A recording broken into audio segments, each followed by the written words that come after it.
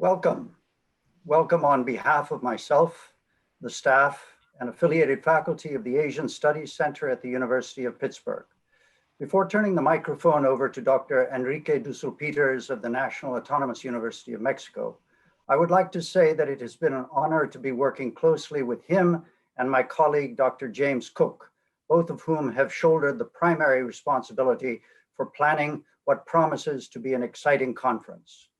We have over 50 people, and it promises to rise to about 100 here this morning from all over the world. And one of the singular advantages of the remote posture we are forced to adopt is the ability to connect more comprehensively, albeit virtually. Good morning and good evening. My name is Joseph Alter. I am the director of the Asian Studies Center, one of 5 nationally recognized award-winning area studies centers that promote research and teaching at the University of Pittsburgh. I'm a medical anthropologist and a scholar of South Asian studies, so something of an intellectual interloper here today, where the focus is on China, Latin America, and the Caribbean. Nevertheless, I have an overarching interest in understanding the profound impact that Asia is having on culture, society, politics, and economies all over the world. Asia stands in relation to our future in the 21st century, where Europe was in relation to modernity of the 18th century. Now, that might be a slight exaggeration. It remains to be seen, but I don't think so. With 2020 hindsight, we can hopefully avoid the blunder and plunder of imperialism and the cultural hegemony of Europe's modernity while extracting the real value of science, democracy, and the market. In any case, this conference reflects the reality of the present, the inevitability of a future in which Asia will be ever more at the center of globalization, and the importance for those of us involved in area studies to develop research strategies and policies that are adequate to Asia's transformation. Founded in 1969, the Asian Studies Center at the University of Pittsburgh is widely recognized as one of the most comprehensive programs in the United States, with a focus on regional, transnational, and interdisciplinary scholarship. The ASC staff represent academic strength in history, language and literature, art history, anthropology, film studies, religious studies, and educational outreach. With generous funding from the Freeman Foundation and responsibility for 11 states, we are a national coordinating site for the National Consortium for Teaching About Asia. The Asian Studies Center has over 100 affiliated faculty that represent research and teaching strength in regional, transnational, and interdisciplinary scholarship, with particular strength in Japan, Korea, and Chinese studies. Responding to the growing influence of China, India, and Korea around the world and the continued significance of Japan, Taiwan, and other countries, the Asian Studies Center has established a new Global Asia initiative. We are focused on understanding the social, cultural, and political connections that link Asia together as a dynamic whole. As these connections extend around the world, our interest is in understanding how Asia is an ever more integral part of Europe, North America, and Latin America. Global Asia demands inter-area academic collaboration, and we are proud to be working in collaboration with our colleagues in the Center for Latin American Studies. Our partnership includes a growing number of faculty based in different parts of the world with research interest in different aspects of global Asia.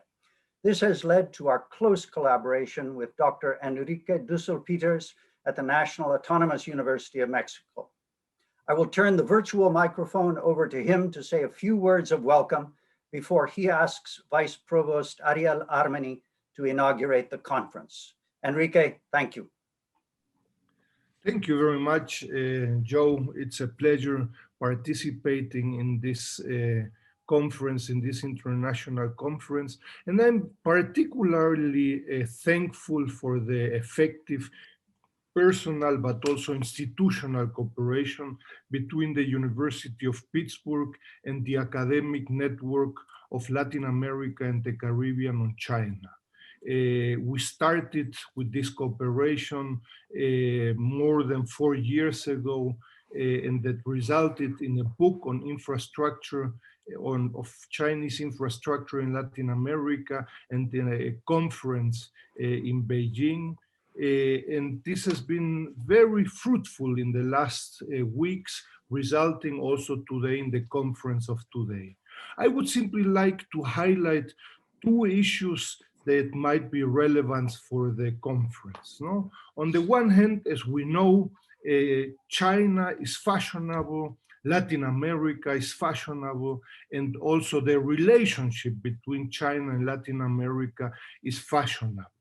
What we are trying to do in this joint work and in this conference is also to go beyond fashion, no? To develop concepts, to discuss new methodologies, to present new results in empirical work provided by authors and by the academic sector, also together with the academic network of Latin America and the Caribbean on China.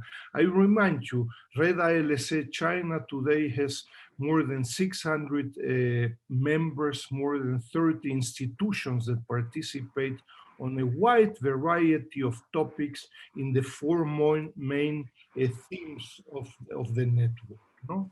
And so I believe the conference of today will be an important and interesting contribution leading to new topics, concepts, methodologies in this bilateral relationship. Today and tomorrow in this conference, also highlighting the issue of the Latin American, China, and Caribbean relationship, particularly in two important fields, infrastructure projects and Chinese immigration to Latin America, and attempting to highlight the impact on everyday life. I think, as we will see throughout the morning and tomorrow, and today in the afternoon, this is a rather new field in which we are very happy to introduce and include ourselves. Finally, I would simply like to mention that institutions matter. No? This is the work we are doing together with the University of Pittsburgh, ALC-China, but also a group of other institutions in Latin America and China, CAS, the Shanghai Institute for International Studies, but also other institutions are fundamental for the future research and for the future understanding of Latin America and China in particular fields, also in policy making. This again, I believe is a good example of how to cooperate, how to collaborate, and again, not for a weekend, but almost for 5 years in a broad range of topics. Welcome to everybody, and I hope, and I'm very sure, we will have a very fruitful seminar in the next 1.5 days. Thank you very much, Joe. Thank you, Enrique. Thank you so much. I'm Ariel Armony, and I am the Vice Provost for Global Affairs at the University of Pittsburgh. So good morning, good afternoon, and good evening, everyone. I want to extend a very special Pitt welcome to all of you. This is an extraordinary conference happening at an extraordinary time, and it's wonderful that each of you is joining us. So though we certainly look forward to a day when this seminar can once again take place in person, I'm so pleased that we have been able to gather virtually. The University Center for International Studies at the University of Pittsburgh, or UCIS, is an important sponsor of research on China, Latin America through the China Latin America Research Initiative. This is a cross-disciplinary group of faculty in economics, business, political science, anthropology, history, policy, cultural studies, and international affairs. This initiative represents an important trend in the globalization of area studies and interregional intellectual connectivity on a global scale.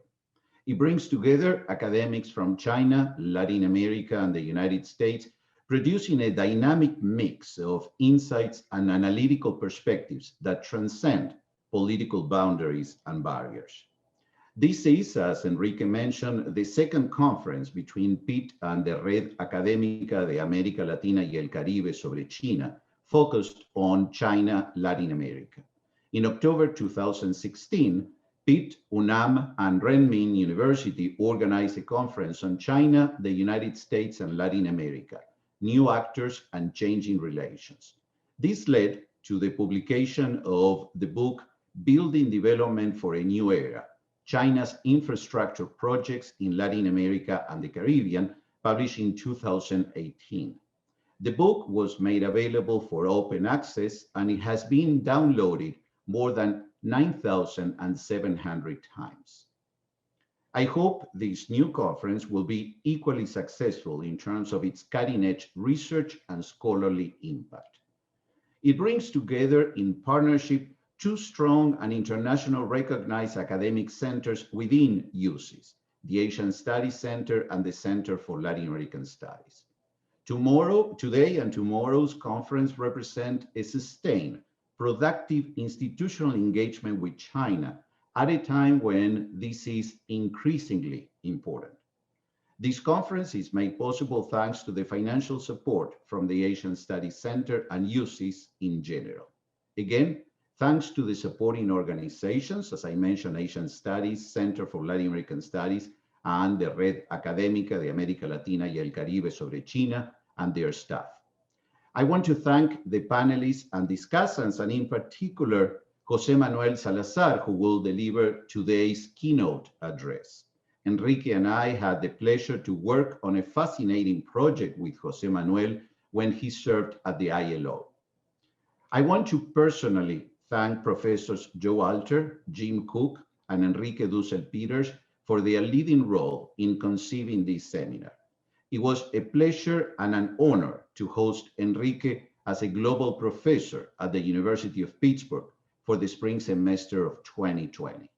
So thank you, Joe, Jim, and Enrique, and thanks to your teams for working so hard with all our partners to make this conference possible. I look forward to the next 2 days. Thank you.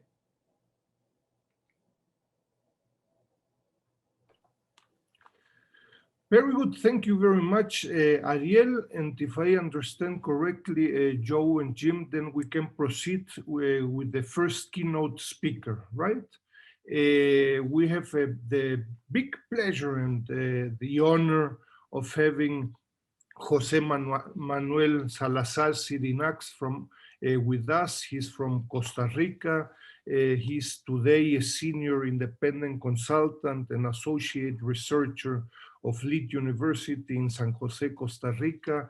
As Ariel just mentioned, he was for 4 years the regional director of the International Labor Organization for Latin America and the Caribbean in Lima, Peru, and also the assistant director general of the ILO in Geneva for the period 2005-2014.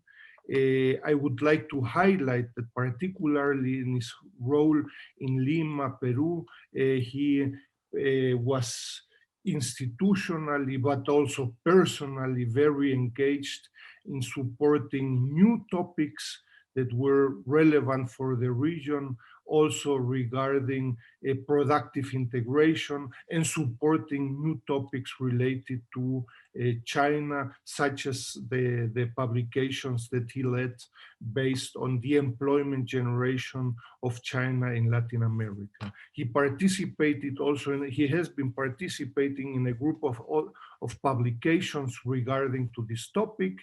And I would simply finally like to highlight that he's a member of the Global Agenda Council on Youth Employment of the World Economic Forum, particularly in the period 2008-2013.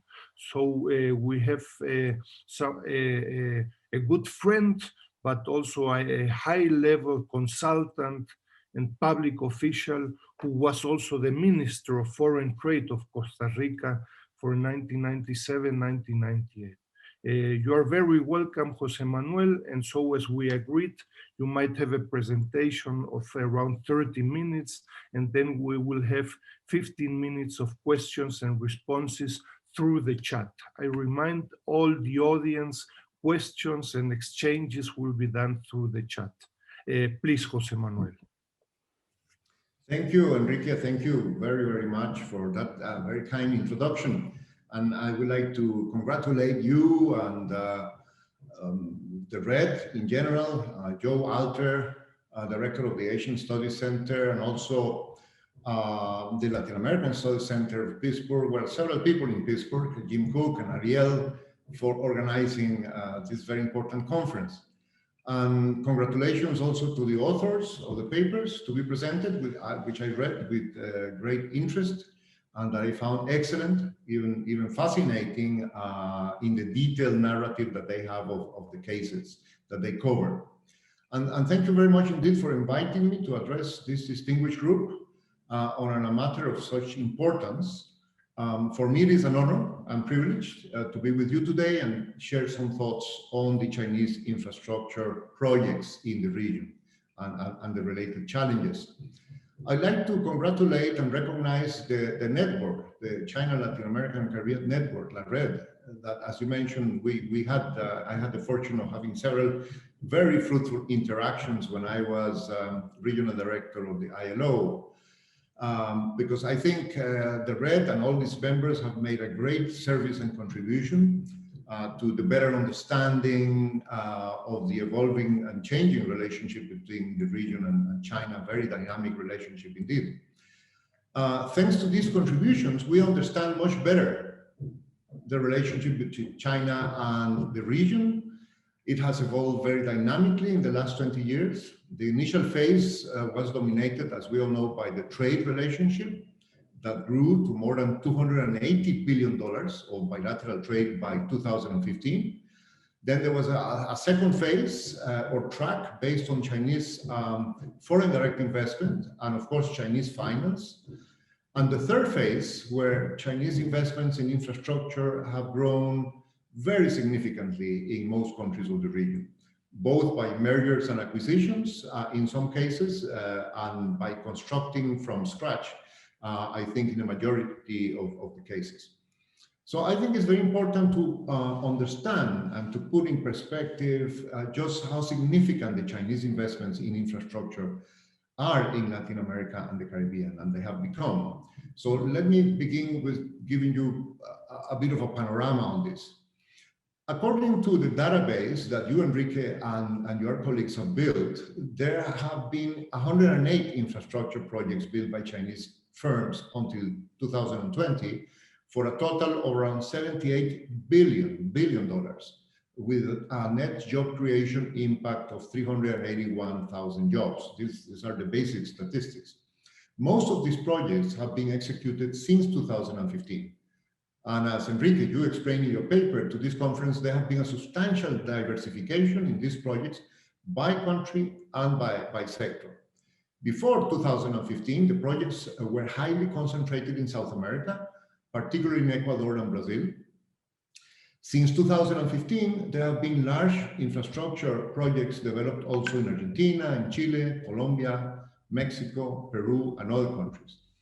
Only in Argentina, there have been 20 projects for a total of $18 billion and 46,000 jobs created, only in Argentina. Diversification has also been in terms of sectors of economic activity. Before 2015, the most relevant sector was energy, including oil and gas production and oil refineries. But in the last 5 years, there has been an important growth of Chinese infrastructure projects in telecommunications and in all areas of transportation, airports, ports, highways, railways, subways, as well as sanitation, urban mobility, and others.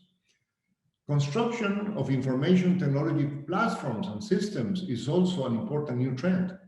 A good example is the complex digital platform Ecuador 911, explained in detail in the paper by Yang Ximin to this conference, which is a sophisticated public safety and an emergency management platform that covers public security, medical care, fire protection, emergency reaction against natural disasters, and other functionalities.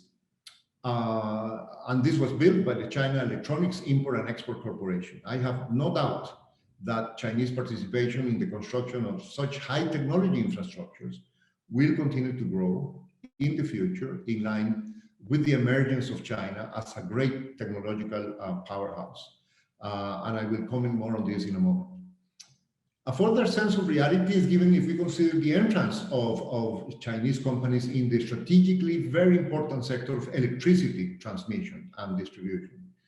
This sector has been revolutionized by the arrival of state-owned conglomerates like State Grid and the other one called Three Gorges in Chile, in Peru, and by their expansion in Brazil. In Brazil, State Grid has acquired various companies, mostly Spanish, since 2010, and it has won tenders for transmission lines totaling more than 15,000 kilometers by the end of last year. By the end of 2019. For the company, which controls almost 90% of China's electricity transmission, Brazil, of course, is of central importance due to the numerous opportunities it presents for the sale of Chinese equipment and technology. In fact, 60% of State Grid's investment outside China is in Brazil, with a total value of around $12 billion just in that country. Those investments secured State Grid's control of around 10% of Brazil's high voltage networks. State Grid is now the fourth largest transmission operator in Brazil. And as Celio Iratuca says in his paper to this conference, in the period from 2013 to 2019, Chinese companies were responsible for about 1/3 of the invested amount and the extension of transmission lines in Brazil. The paper by Ravi Madhavan and Thomas Roski for this conference is also a fascinating and important deep dive into the case of State Grid in Brazil. As they point out, it is very important to understand that these investments are part of the evolution of complex and sophisticated technological capabilities in China.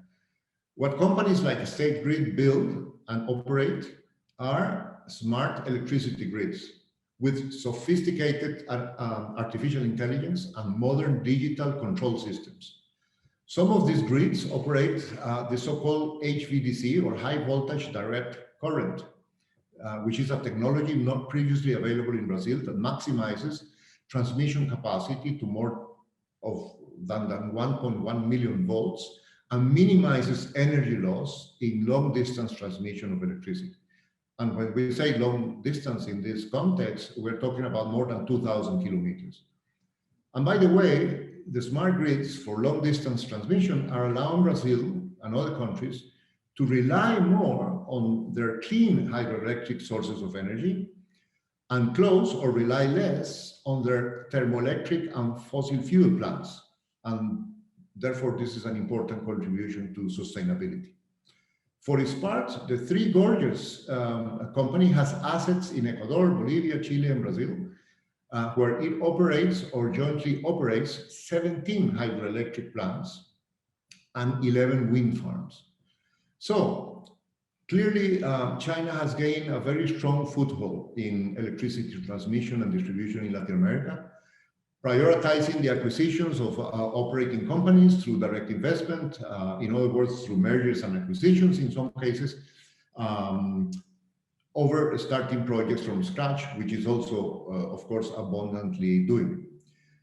Of course, as you know very well, all of this investment and construction activity happens under the framework of high-level political agreements. China and Brazil are members of the BRICS and of the G20, and since 2004 have participated in the Chinese-Brazilian High-Level Consultation and Cooperation Commission to coordinate bilateral initiatives. Both Chile and Peru have signed free trade agreements with China, also other countries, of course, and have officially committed to participate in the Belt and Road Initiative by signing memoranda of understanding under it. And China is the #1 trade partner of all these three countries, plus others in Latin America. And more generally, of course, the context for China-Latin American cooperation is based on the Belt and Road Initiative, which is China's mega plan for global infrastructure and connectivity. There is also a region-wide forum for comprehensive win-win cooperation, which is called the China-CELAC Forum, that met at the levels of heads of state for the first time in 2015. again in 2018, and is supposed to meet again this year, and maybe Enrique and the other experts here will tell me whether that meeting is indeed confirmed. Now, how can we conceptualize the benefits for Latin American countries of Chinese investments and financing in infrastructure? And this is the second part of what I wanted to tell you today. I would say that in general, the contribution of China in this regard is really a great blessing. And I do not state this lightly, nor do I want to put aside all the many challenges posed by Chinese infrastructure projects, about which, of course, I'm going to talk about in a few minutes. If you want to put it in more neutral terms, let's just say that it is a mega win-win opportunity and relationship. From the point of view of Latin America and Caribbean, the benefits are huge, as the development of basic infrastructure is a great need in the present stage of development in all our countries. In fact, such investments are one of the prerequisites for Latin American and Caribbean countries to escape from the so-called middle income trap, where most of these countries find themselves. Investment in infrastructure is an important boost to productivity, and as we know, one of the development traps in which the region finds itself is a low productivity trap. The productivity gap of Latin American and Caribbean countries with the leading countries has not been narrowing, it has been widening. Productivity growth depends to a great extent on human resources and technology, but also on basic infrastructure, such as electricity, roads, ports, airports, as well as high-tech infrastructure in areas like broadband, internet, telecommunications, and digital transformation. So the Inter-American Development Bank calls the productivity gap the tragedy of Latin America. And the Economic Commission for Latin America and the Caribbean has been calling it the Achilles heel of regional development. And of course, it is not only the competitiveness of enterprises and countries that suffers the consequences of low productivity growth, but the living standards and livelihoods of most of the population.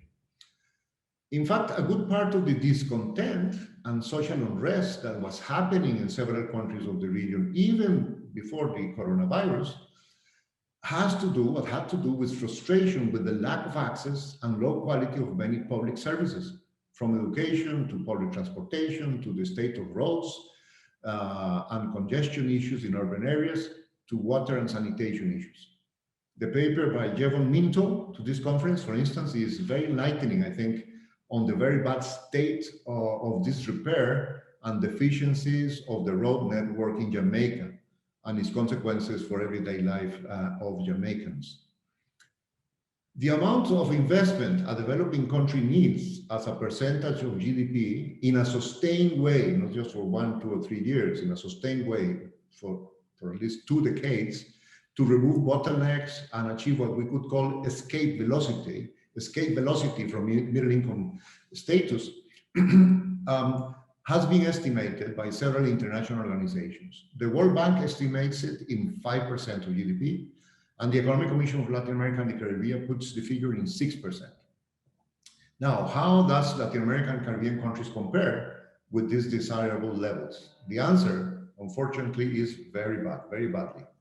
In the 35 years from 1980 to 2015, the average figure of infrastructure investment to GDP for the region as a whole was a meager 2.2%. Of course, there were substantial differences in the coefficients between countries, but generally the coefficients are too low. Again, Celio Iratuca documents in his paper to this conference that in Brazil, this figure has been only 1.8% of GDP in the last few years. A World Bank report shows that except for sub-Saharan Africa, the Latin American and Caribbean region invests the least in infrastructure among developing regions. So we're not in a good place. What this means, as in so many other areas of development, is that Latin America needs a game change. We need a game change in terms of investment in infrastructure. And the collaboration of China can be a great ally to achieve this. That is the great opportunity, in a nutshell, that Chinese infrastructure projects offer, particularly as they offer a package which includes not only construction, but also something very scarce now, particularly after the crisis, the COVID crisis, also financing. Now, of course, investment in infrastructure, if it is not done well, can produce extensive environmental damage, great social disruption associated with involuntary resettlement of people and communities, loss of cultural heritage, impoverishment of project-affected people, and broader processes of social polarization. And that is why in China itself, sustainability has been a growing concern. And many measures have been taken to ensure that infrastructure projects are done with appropriate social and environmental guidelines. China's own experience is also one where one can find some of the worst stories of social and environmental damage associated with infrastructure projects. But the country has made and continues to make important progress to legislate, implement, and enforce adequate social and environmental safeguards and regulations. All these potential negative effects are part of the debate in Latin America and the Caribbean, which takes me to the other part of what I wanted to discuss with you today. And these are the challenges and debates posed by the relationship with China, specifically regarding Chinese infrastructure projects.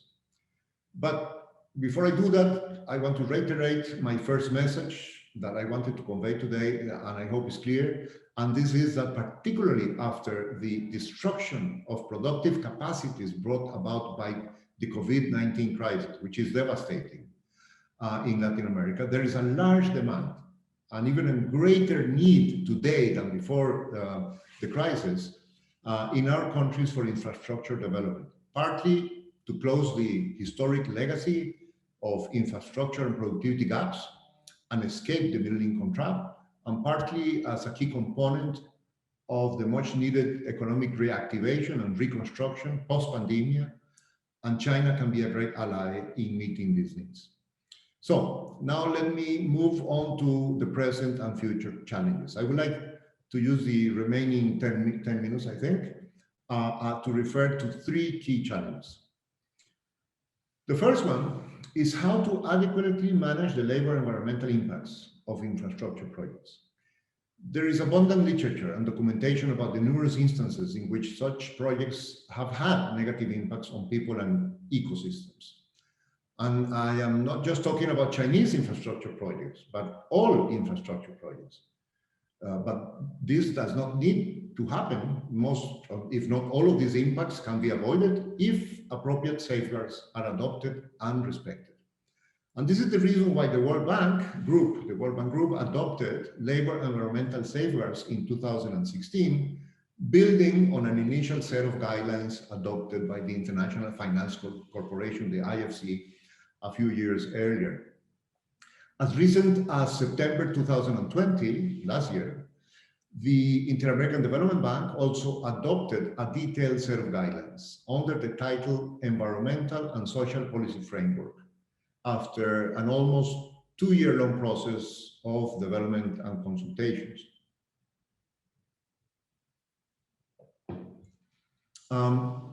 These are bold moves by these multilateral and regional financial institutions, as environmental and social standards and safeguards cover a wide range of controversial, sensitive, and difficult policy issues in which many stakeholders have a keen interest.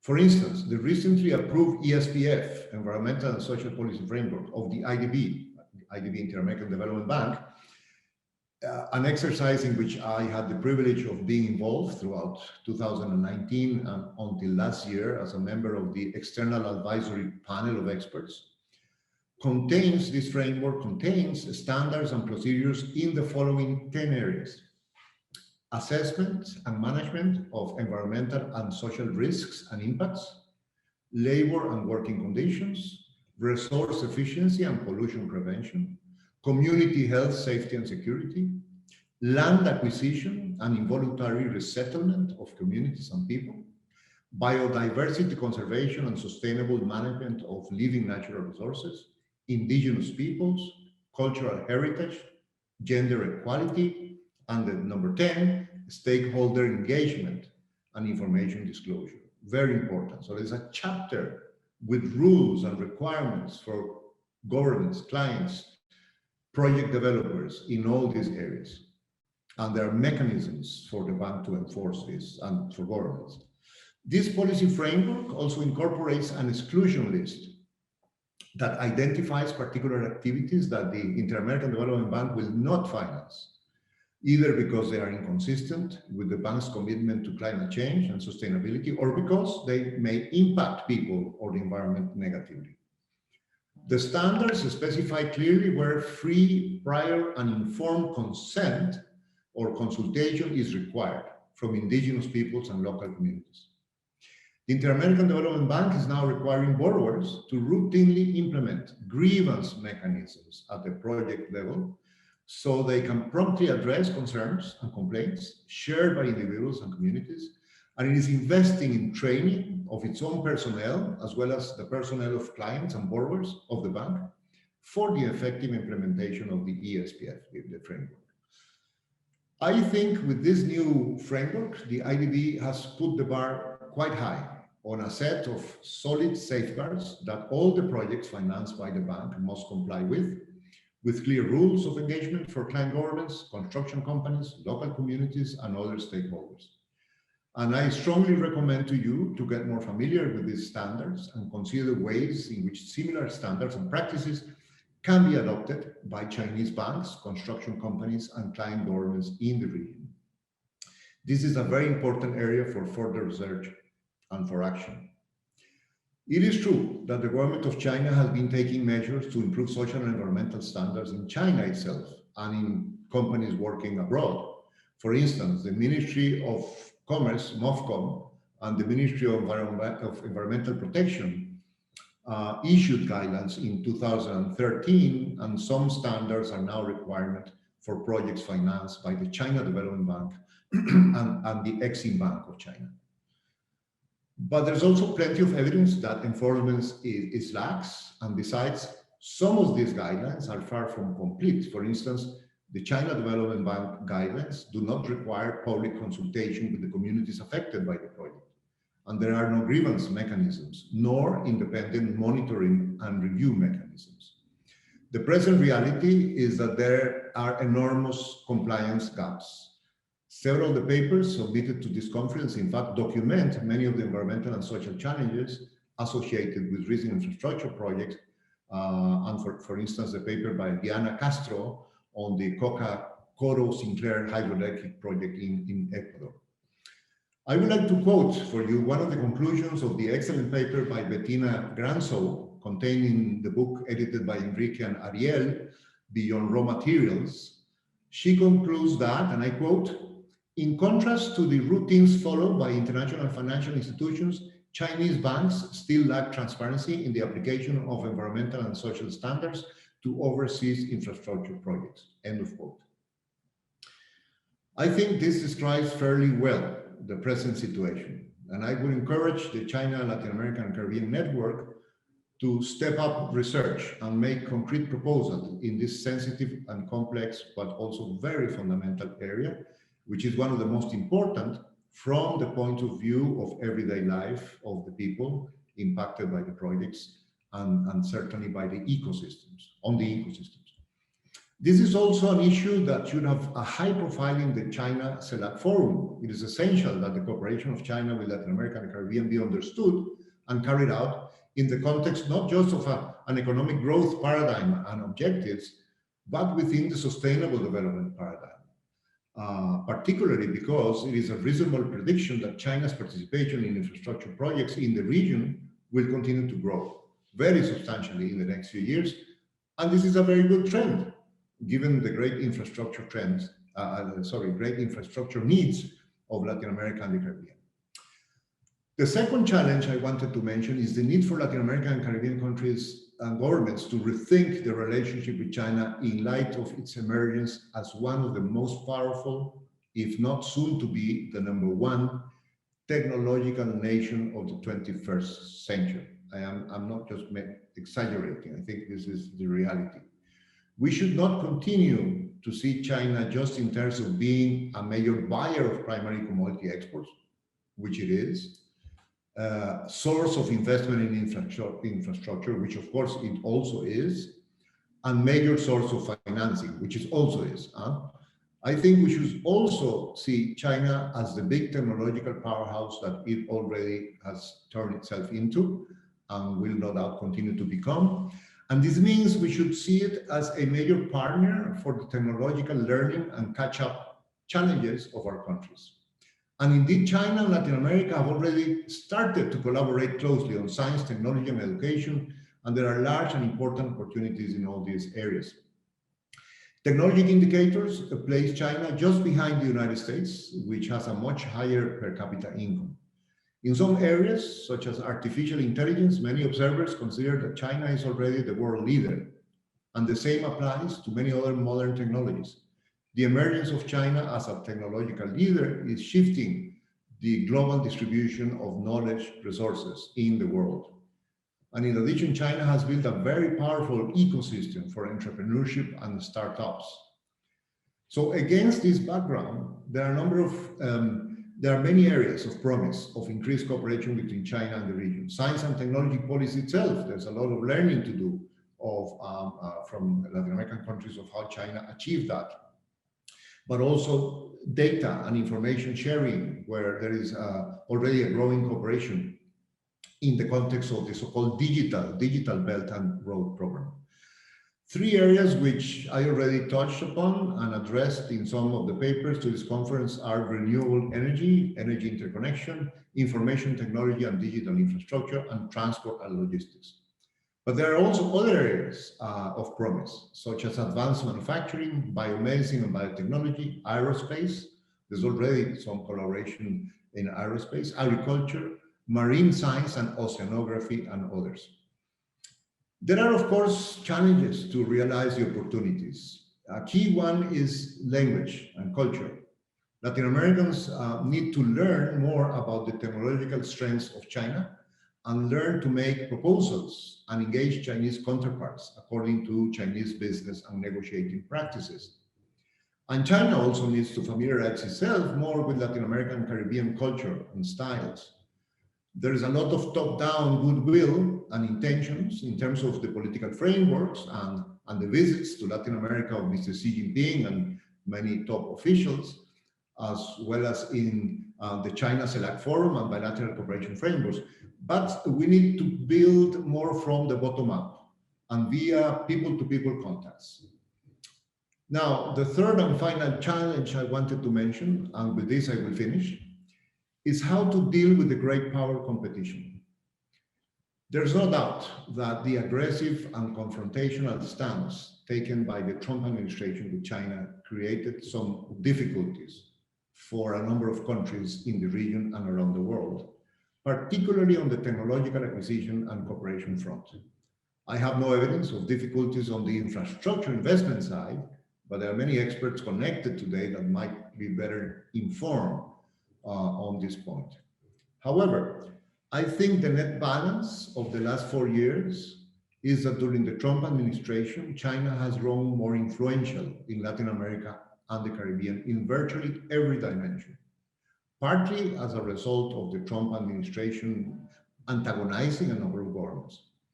I think the dominant perception among the diplomatic circles in the region has been that the Trump administration was driven largely by the desire to contain China, rather than by a positive agenda of engagement with Latin American and Caribbean countries based on a genuine desire to support the economic development needs of the countries of the region.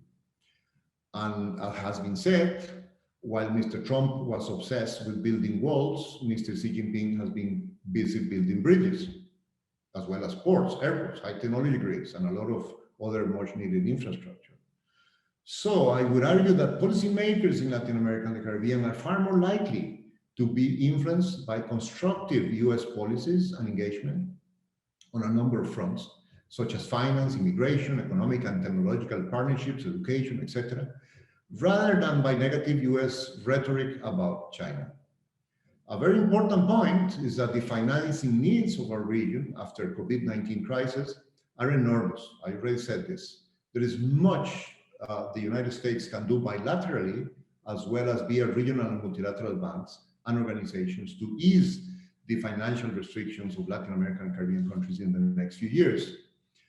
The interests of the countries of the region will be best served if they are able to make the most of the financing opportunities offered by both China and the institutions where China has a strong influence, such as the BRICS Bank, and the financing opportunities offered by the US and the multilateral and regional institutions in which the US continues to have a strong influence.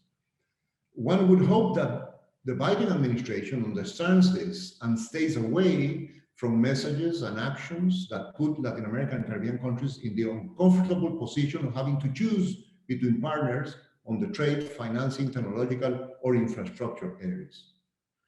But this might be too optimistic. We will just have to wait and see.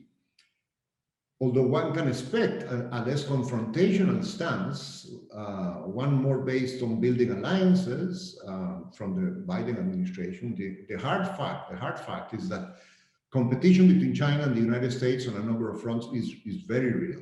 For instance, for technological supremacy in digital areas, artificial intelligence, 5G networks, etc.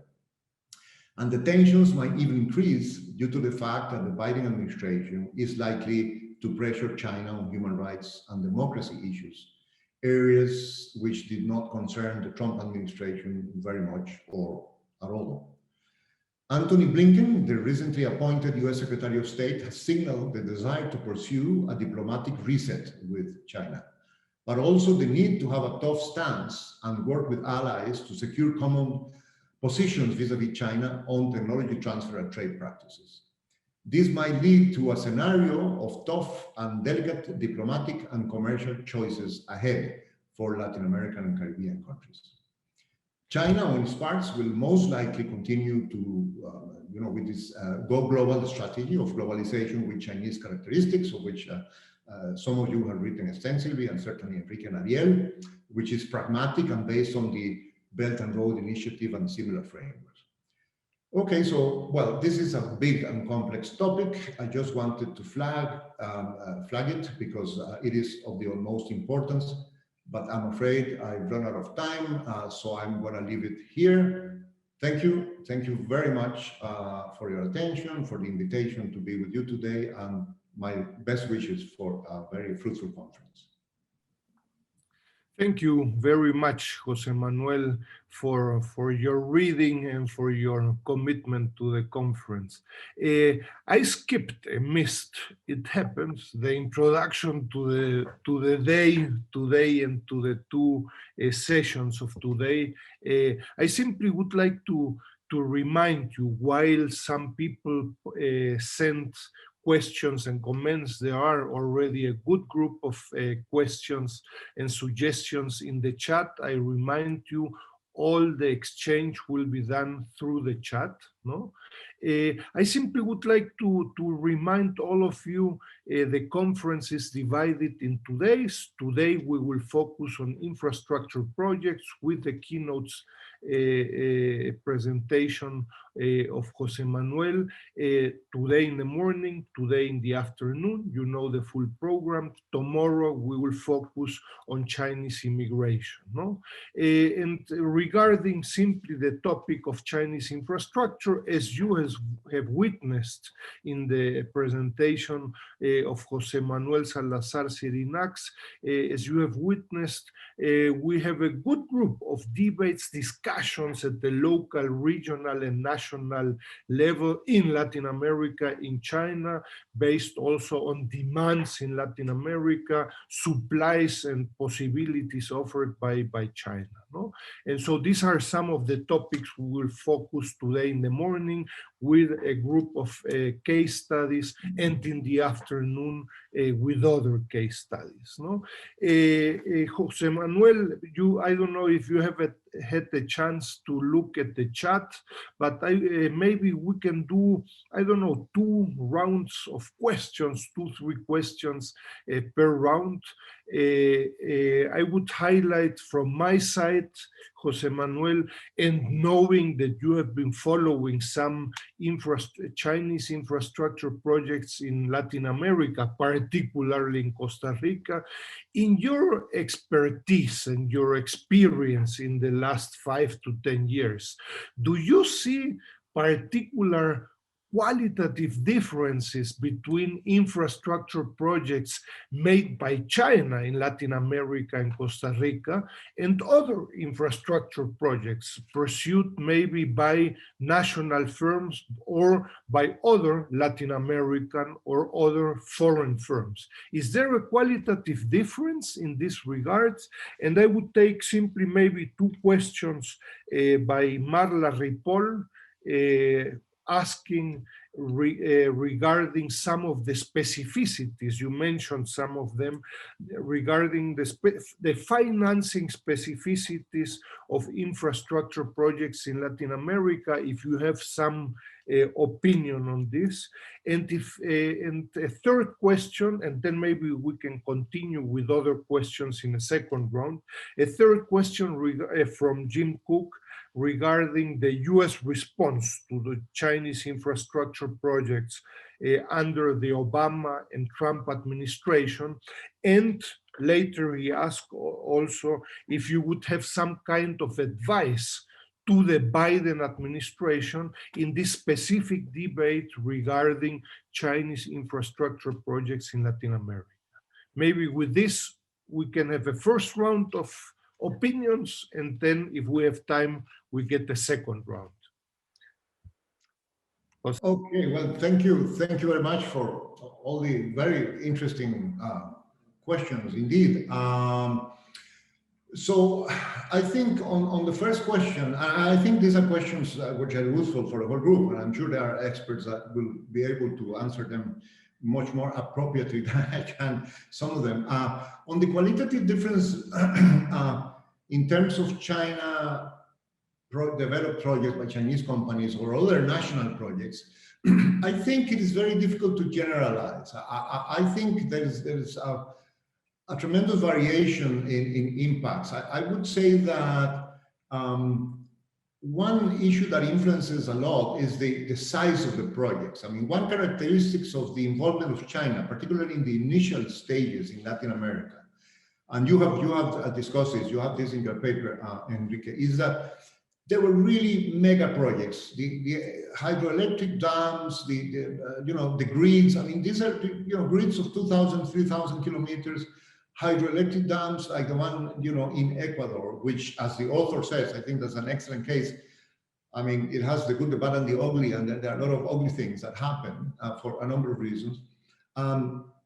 I think those mega projects are ones that requires a lot of very careful thinking by the governments, but they require to have a framework that, like I explained in some detail, like the IDB has, but internalized in the countries, and they require the political commitment of the local authorities. I mean, when I say local, of the national authority, but also local, the local where the project is going to be implemented. So, and these requirements also include something extremely important, and that's why I emphasize, which are the grievance mechanisms, the participation of the local communities, because these are complex projects with many ramifications and many potential impacts. So unless you have all this kind of engagement and participation, which yes, is difficult, yes, it can delay things, but ultimately is the only way to make sure that corrections in the project and the risks are really taken into account.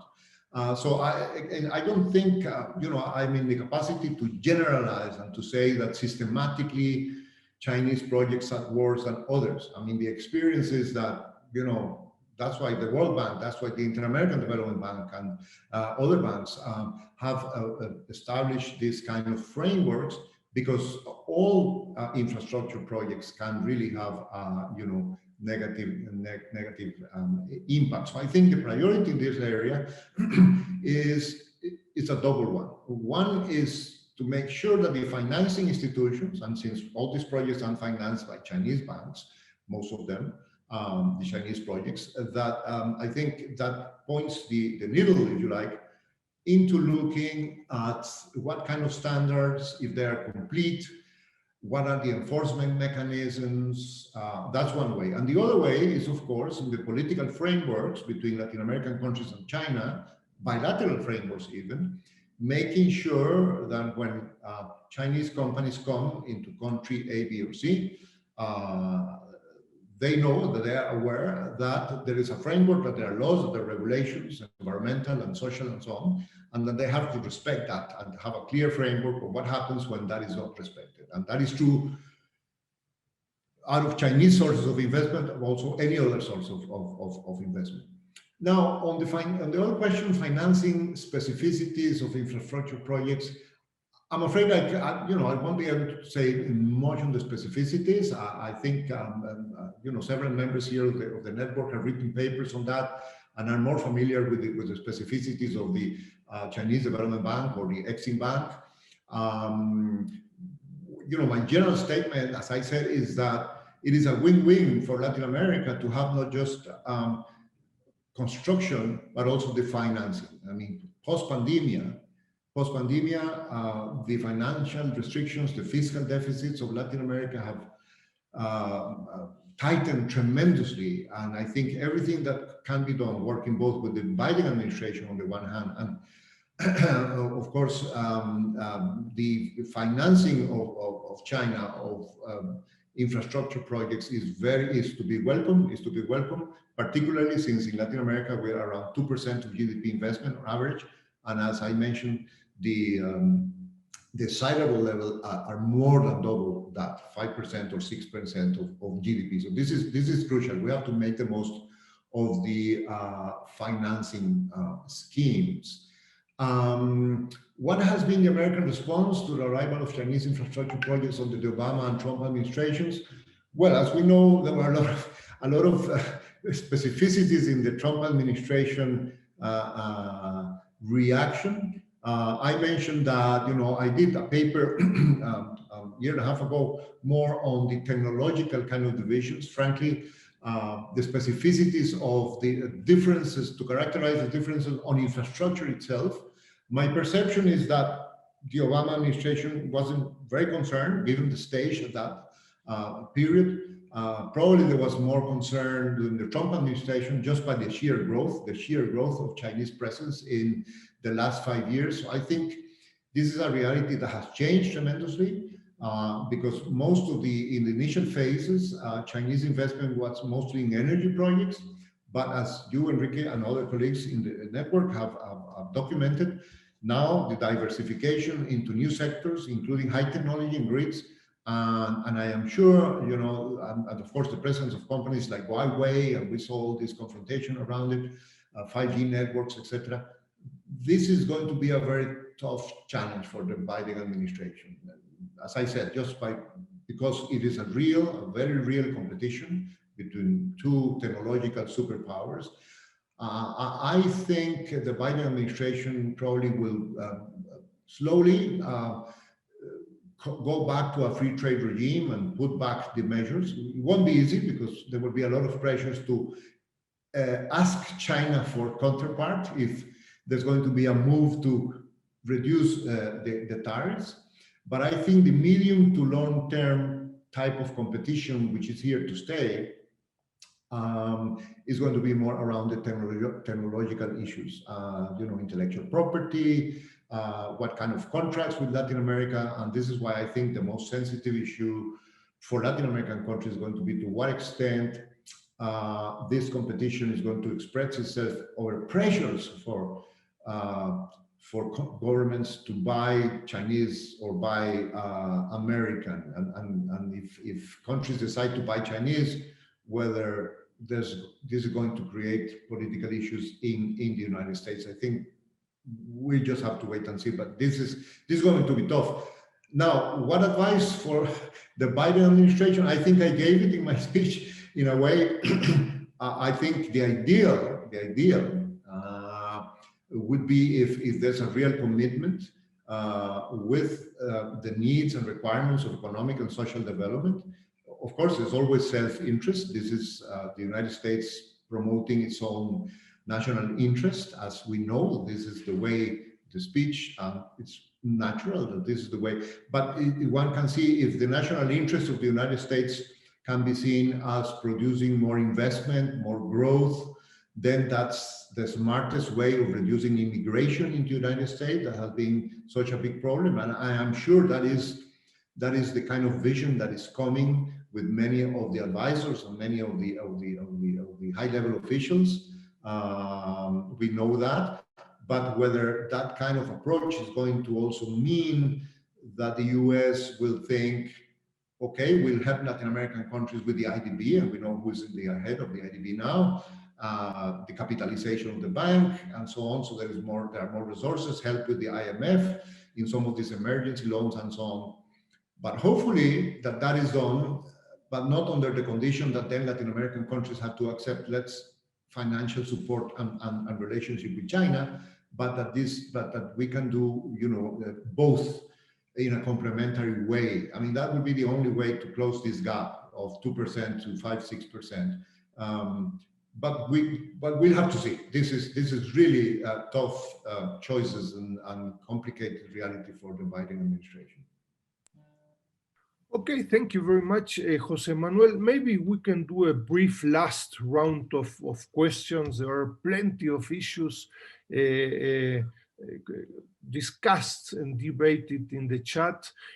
I would highlight, I mean, you have access to the chat too. I would highlight maybe 2 or 3 questions. One posed by Joe Alter, regarding the possibility of a bottom-up development of cooperation regarding Chinese infrastructure projects in Latin America, that is implicitly, I would say, in several of the documents that you read, and which is probably interesting also based on your experience at the ILO and other institutions in the last years. This refers not only to infrastructure projects, but also in general to regional and territorial development. Maybe you could share with us some of your insights. Then there are some questions regarding specific mega projects of China in Latin America. Xing Yuan asks regarding the Nicaragua channel, but also at the end, Manuel Roman Lacayo mentions this canal, which so far has not produced any results.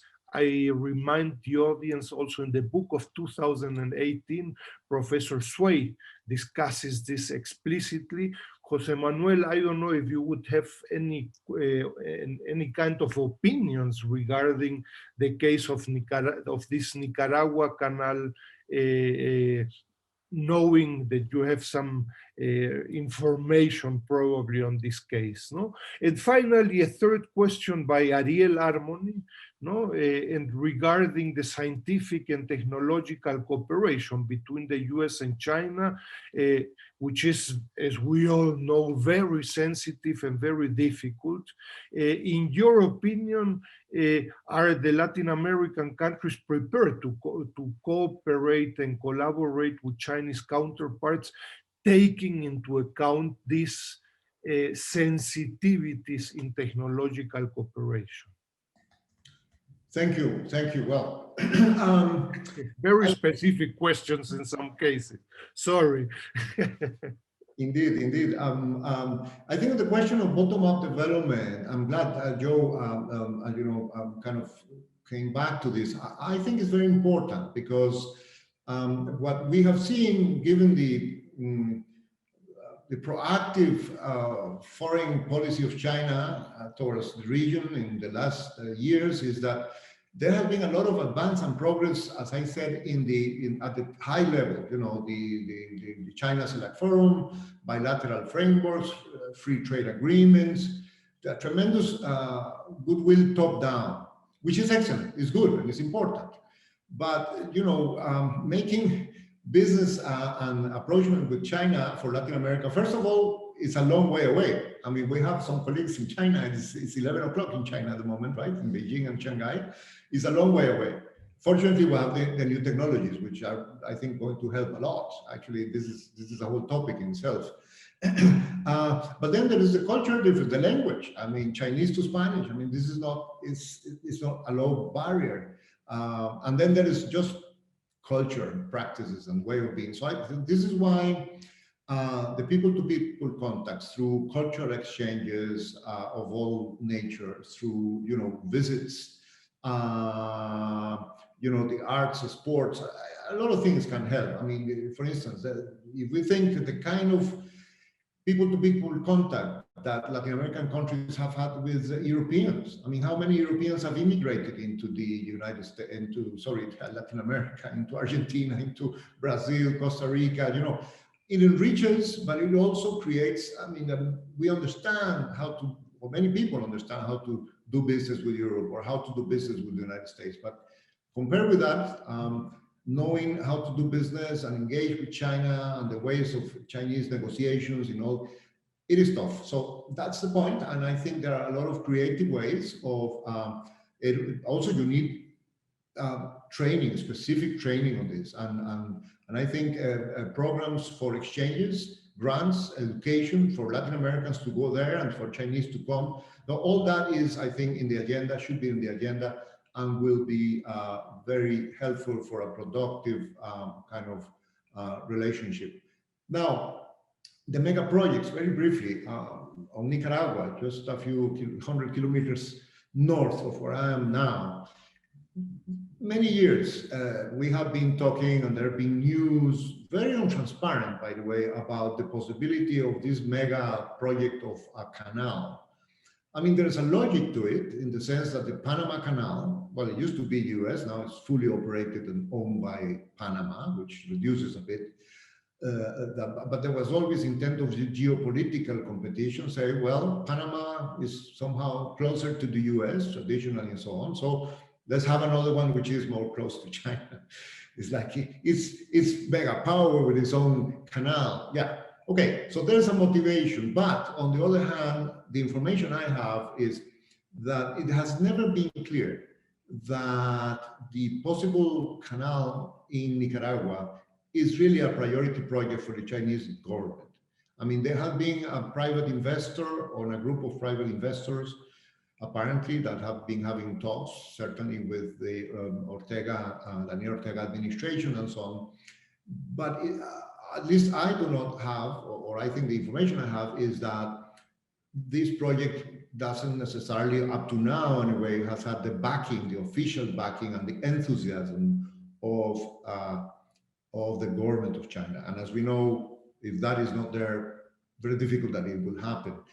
The other comment I would make is that one should be very concerned about such a project with the governance issues at the moment in Nicaragua. I mean, I think it's well known the kind of government that Nicaragua has, unfortunately, but that has moved to be diplomatic to a lot of illiberal democracy, at least to say the least, and a lot of corruption, etc. So thinking of a mega project in a country with those conditions, I think one has to be very concerned on all fronts, on environmental issues, on social issues, etc., on corruption issues. So that would be my comment on that one.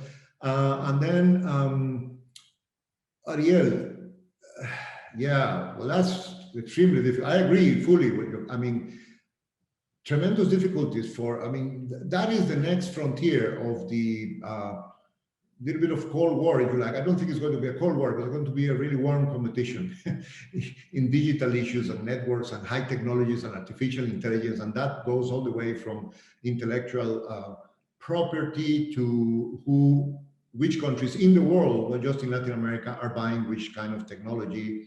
I think there have been a couple of very good issues of the economists saying, you know, this is the new big line, you know, the fight for technological supremacy. So we will see what the Biden administration strategy is going to be. I think definitely is going to be to build alliances. I mean, Anthony Blinken has already said that. alliances with the European countries, with friends and so on. I think there's going to be a lot of all sorts of every level influences to get more the American standards and the American technologies versus the Chinese. To the extent that China reacts positively to US, which many of them are justified, US complaints and pressures via the WTO and via other organizations for China to not continue, say, or stealing or violating property rights and things like that. Things could be, solutions could be found which are negotiated solutions. Hopefully not going to a big divide. But if we go into a big divide and many tensions, those are going to be difficult waters for Latin American and Caribbean countries to negotiate. And then I don't think we will be totally free, at least not free of problems, if we engage very, very strongly with China on science and technology collaboration. But that's just a reality. And everybody will have to live with it and find the best way across. Okay, thank you very much, Jose Manuel. I remind everybody that so far the documents that have been elaborated in the project will not be public yet, but that we will make them public very soon and probably through a publication. No? I'm also very happy to see the assistance of Carmelo Mesa Lago. We're very honored and very happy, interested, of course, in the Cuba-China relationship.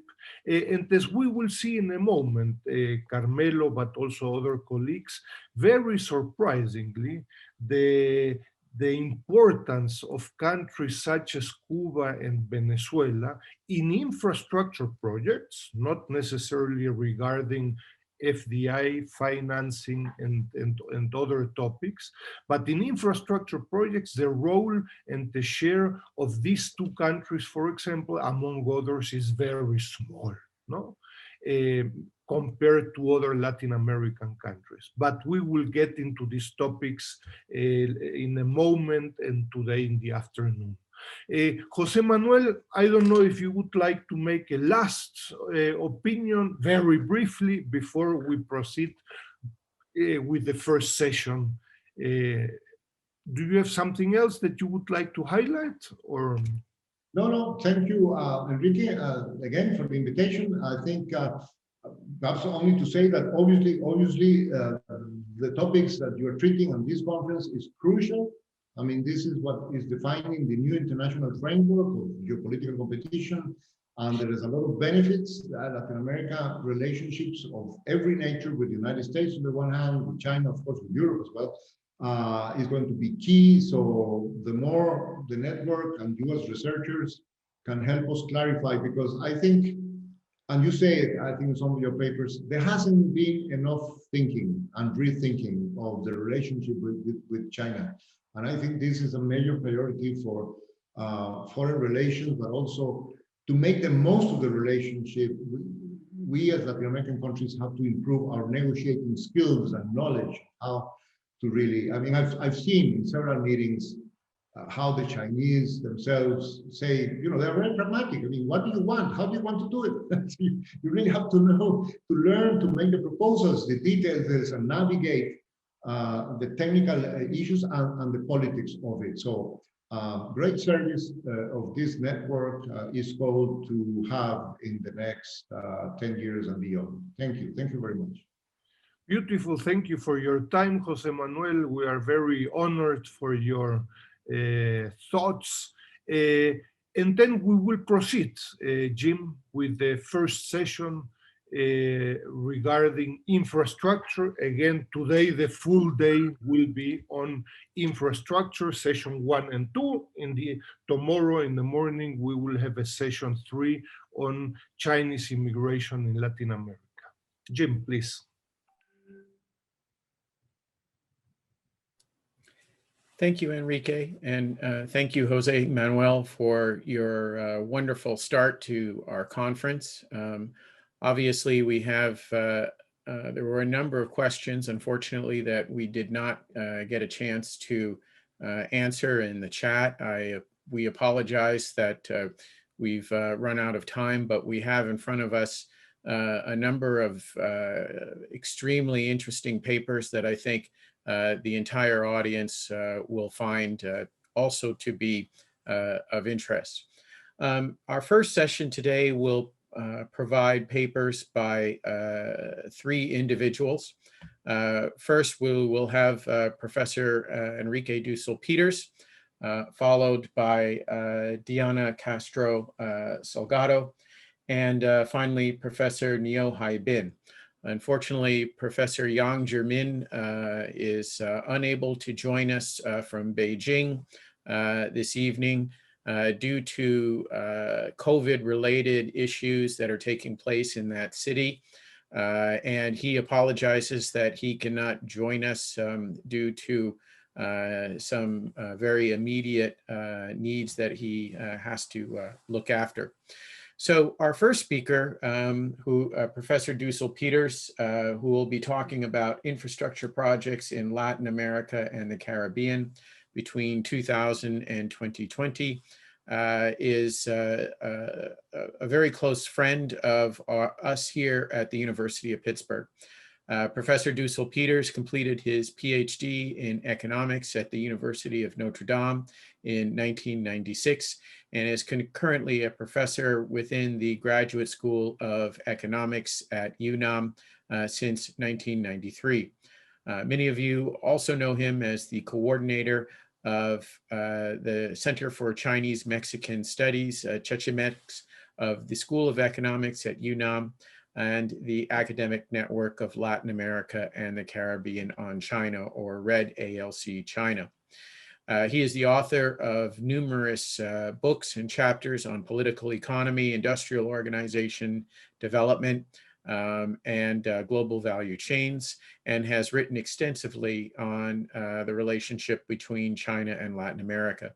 And as Professor Armony mentioned earlier, it was our honor to host him as our first inaugural global professor at the University Center for International Studies in the spring of 2020.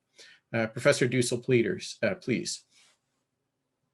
Yes, thank you very much, Jim. I would like to share the screen. Let's see if this works out technically. It should work. I don't know if someone could confirm that you can see the... Yes, we can see. You can see it. Fantastic. Yeah. So again, being the first, I would like mainly to highlight a group of topics that I believe are relevant for the day of today, and also regarding some debates and discussions for particular countries, sectors, etc. No?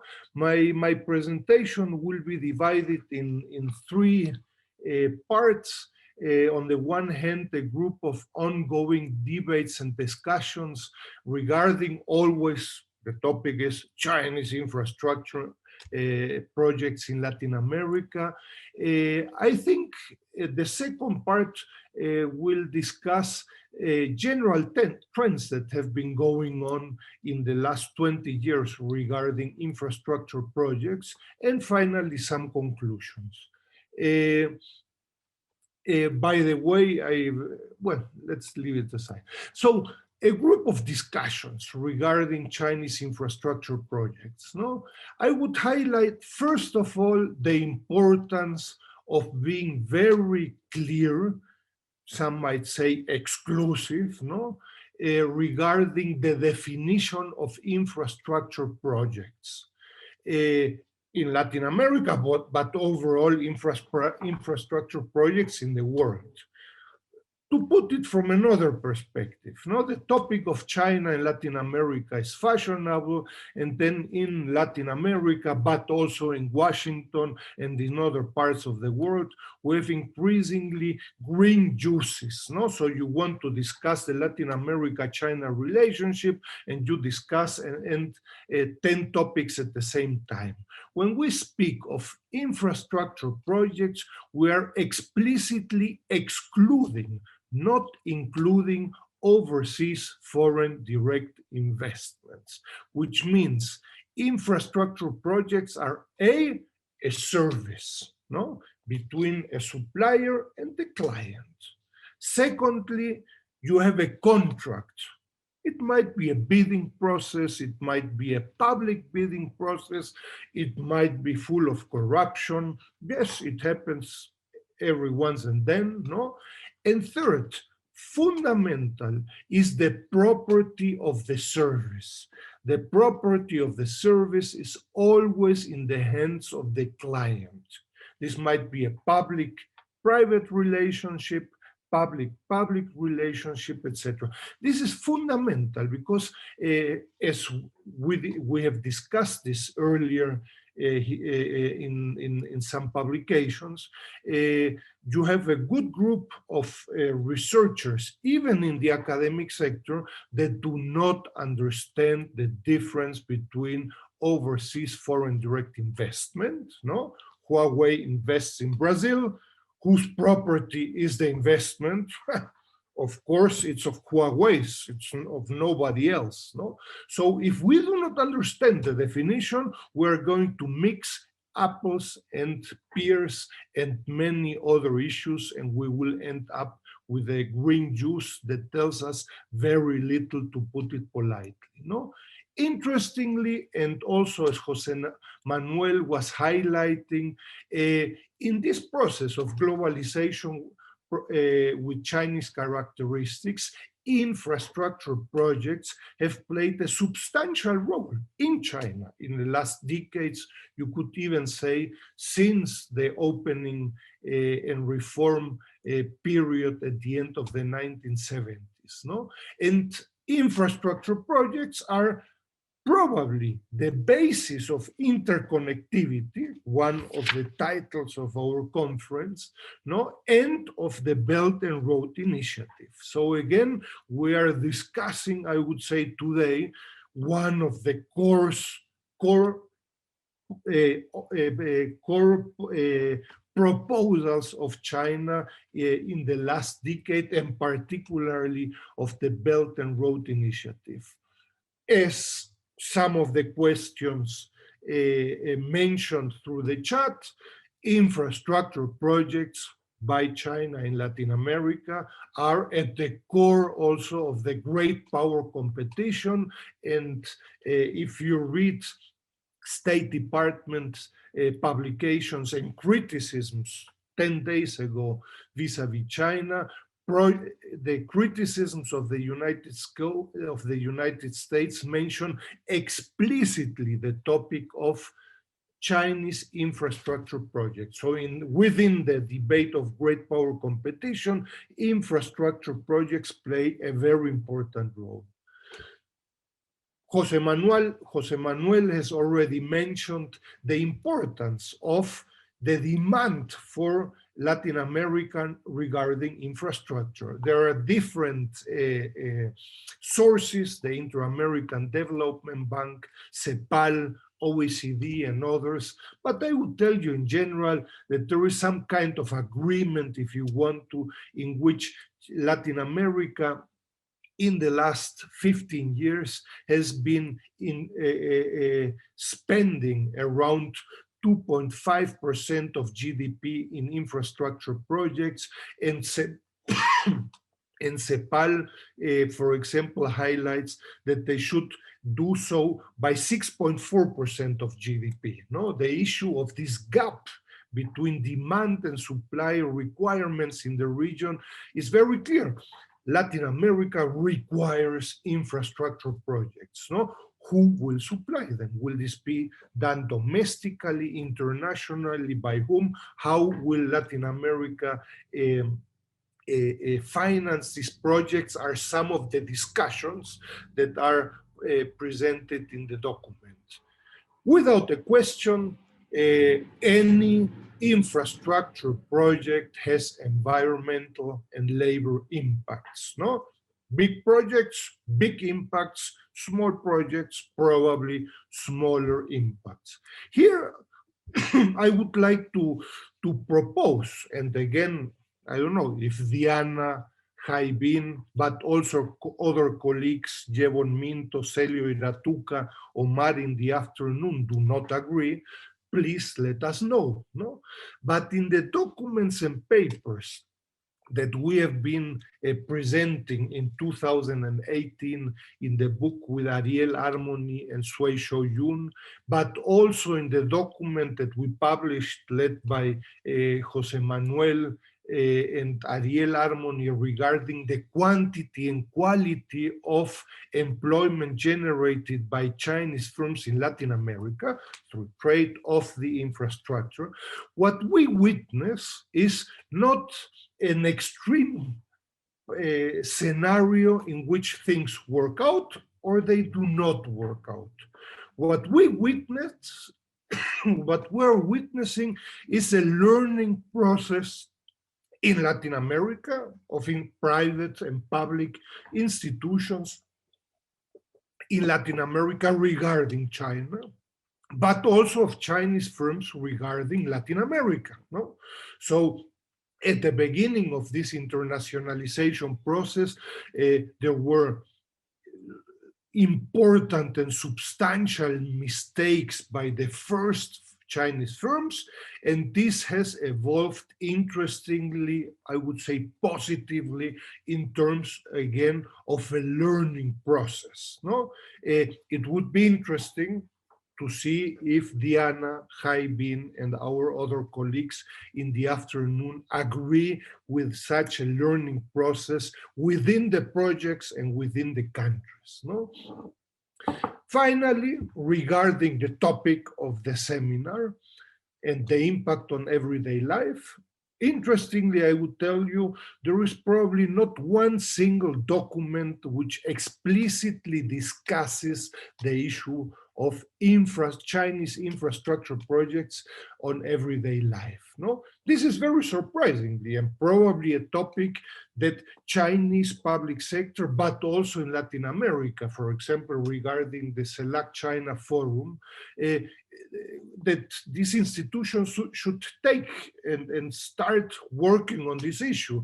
The issue of the people-to-people relationship is fundamental in the Belt and Road Initiative and the ALC-China forum. So it is surprising again that while we discuss big infrastructure projects, the question about, well, and what about the people-to-people relationship effects and impacts, etc., zero, practically nothing on this topic. No?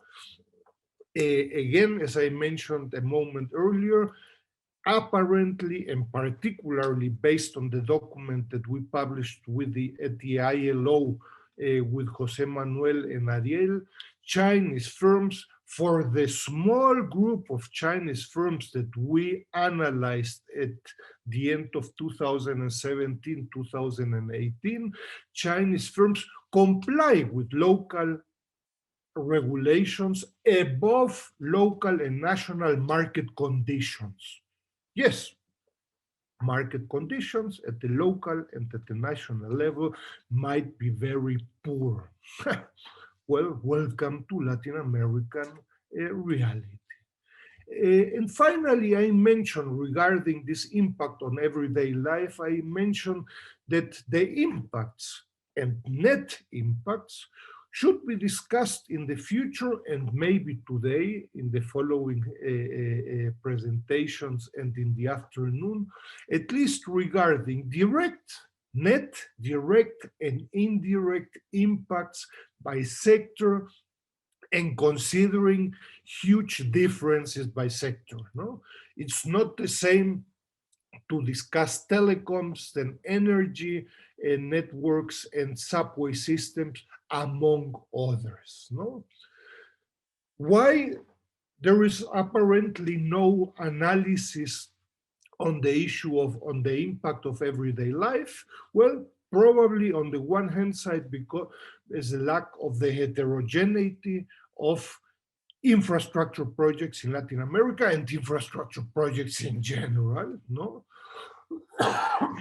Secondly, while the seminar focuses on this topic, Very surprisingly, there is very little or insufficient analysis on Chinese infrastructure projects in Latin America, also as a result of a lack of a clear definition of what infrastructure projects are. Infrastructure projects are not trade, are not investments, are not financing. For an infrastructure project, you can have Chinese financing sources, but you could also have Mexican, Swiss, German, or US financing sources. They are not the same. No?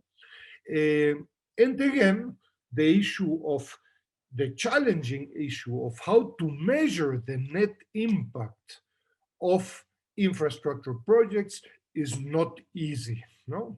Is it in terms of jobs? Is it sufficient? Are you going to measure it in US dollars, or are you going to measure it how? No? A topic that explains somehow, if you want to, why this has not been done sufficiently. In the last part of my presentation, since we are three, I think we might have a couple of minutes more for the presentation. No? I would simply like to highlight a group, if you want to, a group of recent trends regarding infrastructure projects in Latin America, always from China.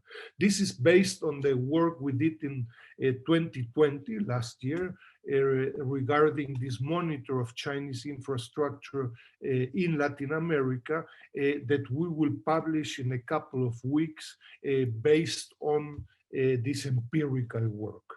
What are we talking specifically on and against, again, green juices, if you want to, of the China, the general investment tracker of the Heritage Foundation in DC, where you will find hundreds of projects that include investment and infrastructure projects. Here we're speaking and dealing of 108 infrastructure projects for almost 70 billion US dollars and for 400,000 jobs. First topics, if you want to know, very clear growing tendency for the period 2015-2020, even in 2020 affected by the COVID-19 crisis. But let's be clear, this is a rather small universe of projects. No? Latin America as a region has tens of thousands of infrastructure projects pursued by national, local, international firms from Korea to Germany to the United States to Japan and Spain, of course, among others. We're speaking of a small group of activities and particular transactions. 108, it's not 10,000. No? The volume might be relevant, yes, because this did not historically exist before. No?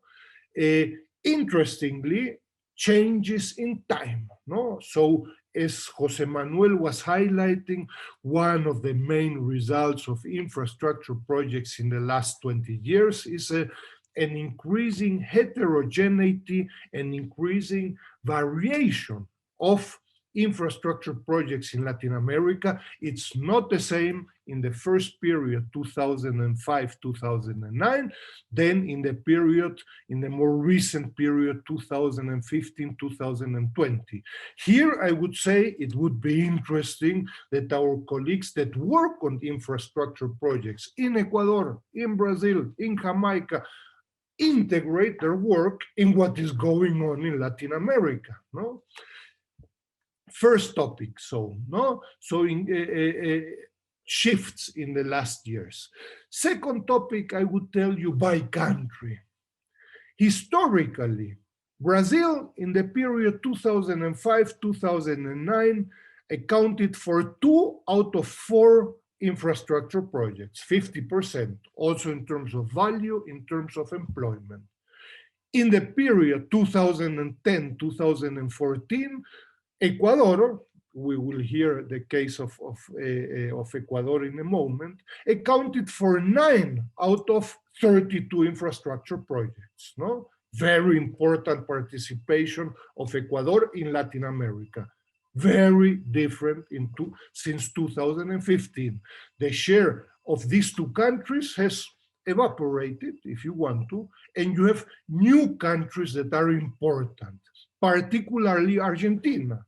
In the period 2015-2020, Argentina accounts for 20 out of 72 infrastructure projects, and we could go on different topics. So Argentina, Chile, Peru, and Mexico are the countries that are playing an increasingly important role in addition to Argentina. Brazil, much less so, surprisingly for some.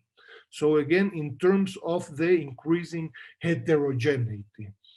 And an additional factor is that historically, for the period 2000 to 2014, energy was the main sector of concentration by far of Chinese infrastructure projects. This has changed drastically for the period 2015-2020. In this more recent period, suddenly, surprisingly, transportation arises. It did not appear, practically, it did not have any important share historically before 2015.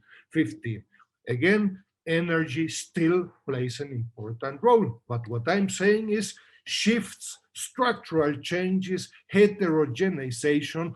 Let's not keep the old idea of China continues with the same kind of infrastructure projects in Latin America in the 21st century. This, unfortunately, is not true. And 2 or 3 additional topics regarding this diversification and heterogeneity. The omnipresence of the public sector regarding China's infrastructure project is still very relevant. But again, even here, we are witnessing newcomers. No?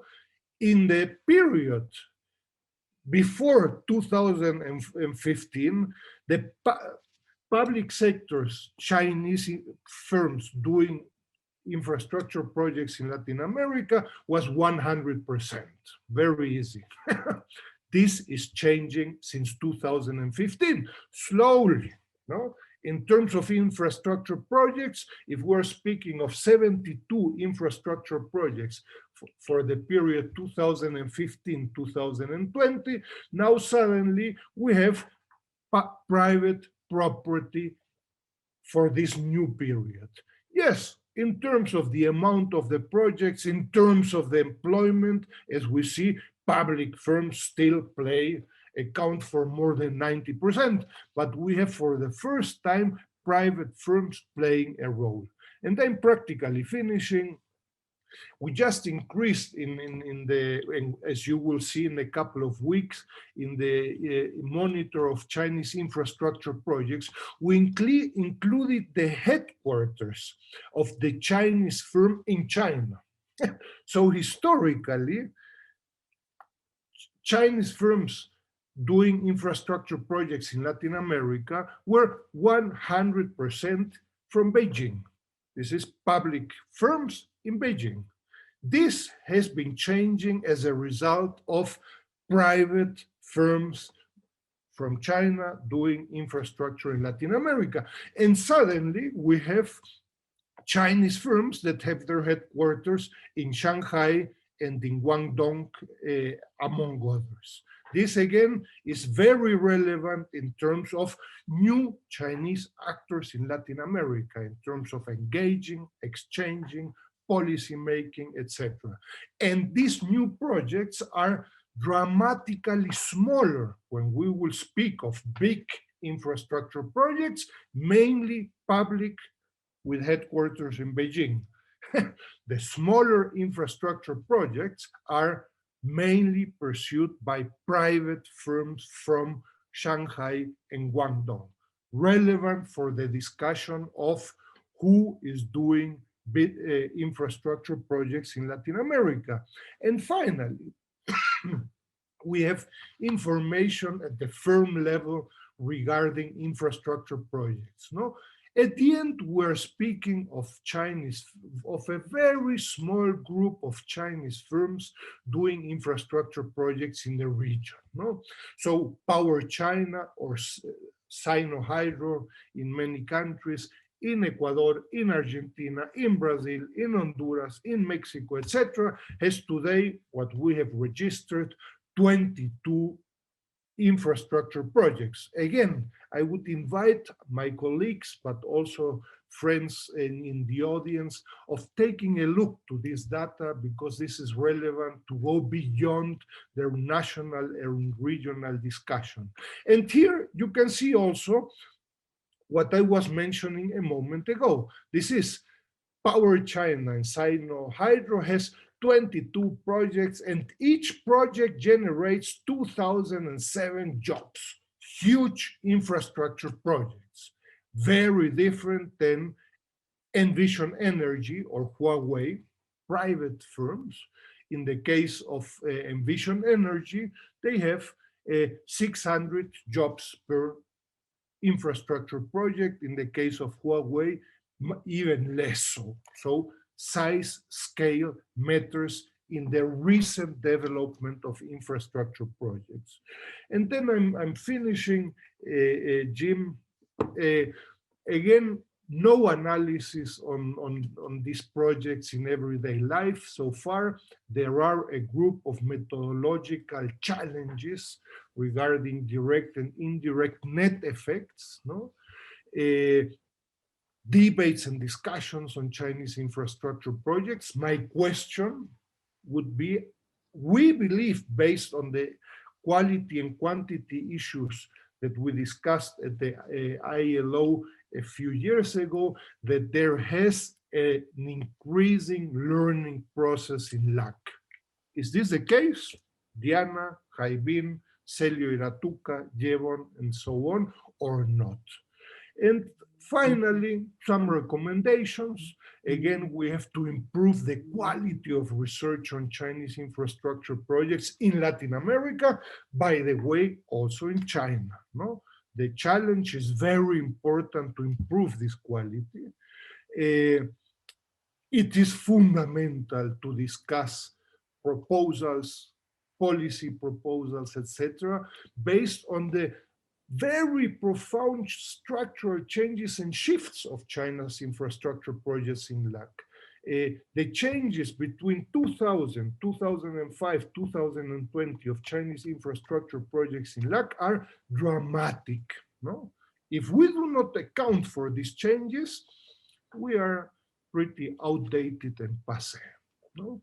And well, finally, simply, I would highlight to be aware that these new Chinese infrastructure projects in the region are more and more affecting huge parts of Latin American populations. Imagine in Colombia, but also in other parts of Latin America, that Chinese firms are building subway systems, affecting the everyday life of tens of millions of people in Colombia, by trains in Mexico City or in Argentina. Thank you very much, and I'm very much looking forward to hear the presentations of the rest of my colleagues. Thank you, Jim. Thank you, Enrique, for that wonderful start to our session this morning. And again, I want to encourage everyone to enter questions in the chat function. We can also accept questions in English, Spanish, and Chinese as well. So our next paper will be given by Diana Castro Salgado, who is currently a doctoral research fellow in Latin American Studies program at the Universidad Andina Simón Bolívar. Today, she will be talking about China in Ecuador, the Coca-Cola Sinclair Hydroelectric project. Now, she has also been a professor teaching in the fields of international relations, as well as political economy and public policy. And as you can see, her current research focuses on Latin America-China relations, and particularly the effects of Chinese financing and construction practices on the local community within Ecuador. She has also published several articles, including the book, The Dragon in Paradise, Sino-Ecuadorian Energy Cooperation in 2019. It is my great pleasure to welcome her to give us her talk this morning. Please. Good morning. Thank you, James. Thank you, Enrique, Joseph. I'm very honored to be here participating and sharing with you some reflections about this issue that has bring us together. I will share my presentation. I think we are already there, right? Okay, so today I'm going to talk about the Coca-Cola Sinclair Hydroelectric project. And I will divide my presentation in 4 issues. I will present you some highlights of China-Ecuador relations in the infrastructure sector. Then I will just present a brief project overview. And then I will focus on a balance of the good, the ugly, the bad issues on the national effects and local effects of the project. Ecuador is a small country with only 17 million inhabitants and has been a key scenario in China's expansion strategy in Latin America. The deepening bilateral relationship in the field of financing, and infrastructure construction began in 2007 with the arrival of Rafael Correa's government. Correa's political project was characterized by a renewed role of the state in the process of managing and controlling what they called the strategic sectors through public investment as an engine of economic growth. Without access to international financial markets after breaking relations with the World Bank, Ecuador turned its eyes to China for financing and construction of the state's major public works. From there on, Ecuador became the 4th recipient of Chinese funding in the region, and China became Ecuador's main capital lender and contractor, which led to a boom in public infrastructure. In a lot of sectors like energy, mines, oil rings, roads, power transmissions, lines, telecommunication systems, security, hospital, schools. There's no sector in which Chinese is not present. And the most important thing, most Chinese hydroelectric infrastructures in Latin America are in Ecuador, which is very telling considering the size of the country. So how this happened? By 2007, the national electricity system in the country was in a complex situation. There were difficulties in securing supply, low water and electricity cuts were common in times of droughts, and there was an important degree of dependence on imports to supply the domestic market. In this scenario, the Correa government developed an ambitious energy transition plan that was characterized by the construction of large-scale hydroelectric dams, which were promoted as carriers of prosperity and industrialization. Between 2007 and 2017, 8 hydro projects were built with Chinese participation. 5 of them are already operating. The most important was Coca-Cola Sinclair. But we have a lot of other projects throughout the country.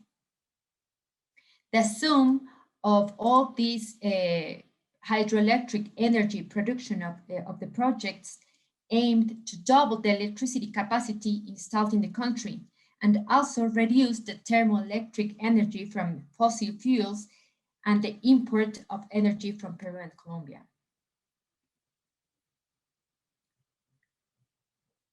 Coca-Cola Sinclair not only represents the largest and most expensive electrical infrastructure work ever built in the country's history, but also it's the largest hydroelectric plant built by Sinohydro in Latin America. This is important considering that Sinohydro is the largest hydroenergy company in the world. That is why Coca-Cola Sinclair has been listed as China's gateway to major power infrastructure leagues in Latin America. The construction began in July 2010, and it was launched on November 2016. 10 months later, the deadline set out in the contract. Here we have a map and the location of the project. The project is located 130 kilometers northeast of the Ecuadorian capital in an area that marks the transition between the Ecuadorian mountains and the Amazon. It sits on the floor of El Reventador, an active volcano in the provinces of Napo and Sucumbíos. It uses the waters of the Quijos and Salado rivers where they met to form the Coca River. The construction area of the project is divided into 5 project areas. There's the water catchment dam, then the water diverted from the intake runs via the sedimentation basin through the conveyance tunnel, which transport the water from the intake to the compensating reservoir. From this point on, the water goes through 2 pressure pipes installed in the underground powerhouse. And finally, the water is returned to the Coca River at the site called Coca-Cola Sinclair, approximately 60 kilometers downstream the first reservoir. Something important here is the location of San Rafael Falls. These waterfalls are 19 kilometers downstream from the dam, and they recently disappeared. We're going to talk about this because experts have said that the disappearance of the waterfalls are a result of the operation of the dam. Here we have some pictures of the project just to realize like the magnitude of the infrastructure.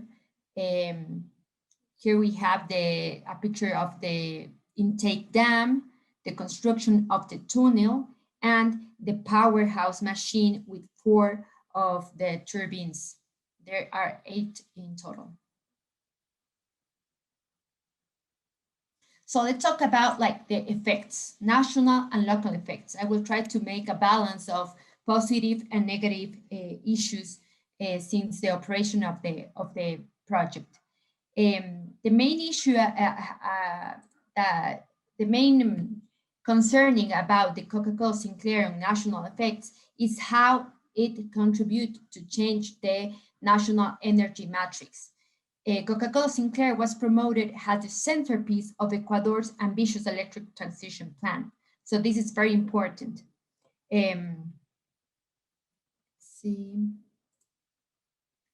Once the project went into operation, along with 4 other hydroelectric plants built by China, they became the main engine of hydroelectric generation, providing up to almost 40% of electricity to the national system.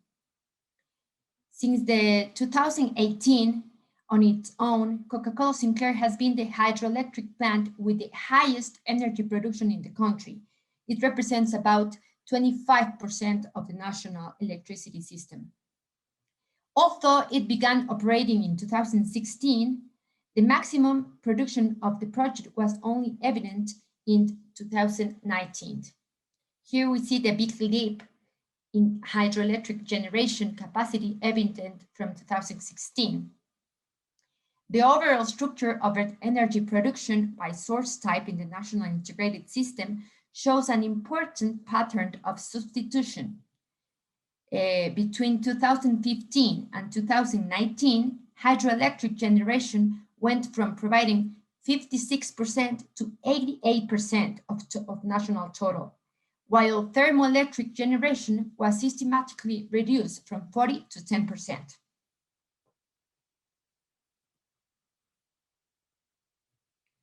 Another effect of the project has been the reducing of CO2 emissions. Since Coca-Cola Sinclair entered operation, the non-combustion of fossil fuels in the thermal power plants has allowed a reduction of approximately 4 million tons per year of CO2, equivalent to emissions of 1.2 million vehicles over the same period. In addition, as a runoff river project, the Coca-Cola Sinclair does not include a massive compensation reservoir, and thus it is not comparable with the typical mega dams in terms of carbon emissions. Here we see the reduction.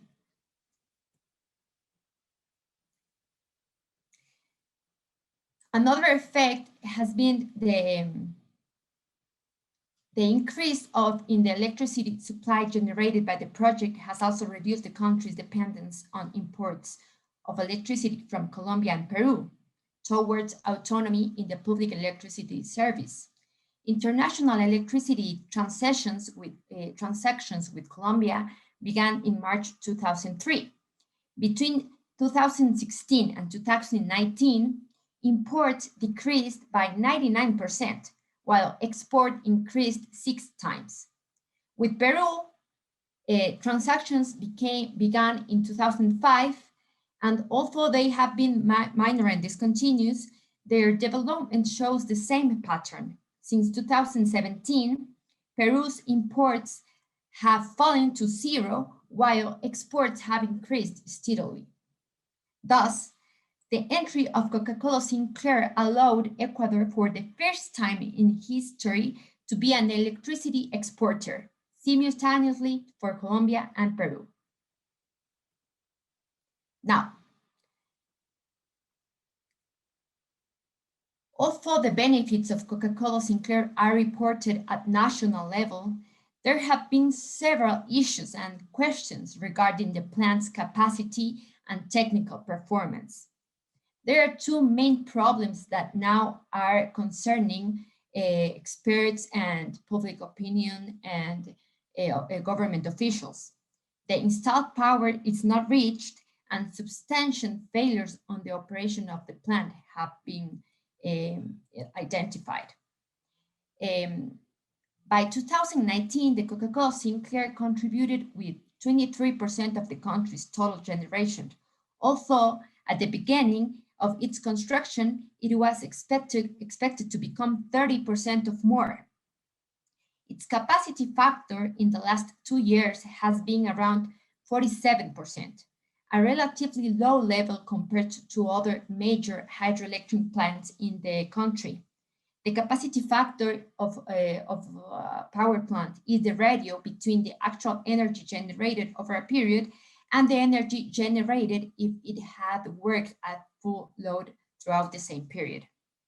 Many specialists and experts have told that this gap could be explained mainly by the oversizing of the project. The redesign overestimated water availability since it was based on hydroelectrical data close to 30 years old. And another issue that is very important nowadays is the failures in the operation of the plant. In November 2018, 2 years after the project went into operation, the State Attorney General's office found 171 defects and 7,648 cracks and micro fissures in the water distributor located in the machinery room. The report only addressed the cracks identified in the external parts. However, experts say there are parts that are covered by concrete and steel plates.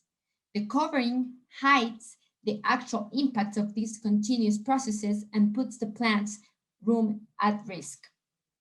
According to the final reports of the Attorney General Office, the cracks happened because Sinohydro used non-approved materials and did not apply technical procedures to weld the faults identified in 2014.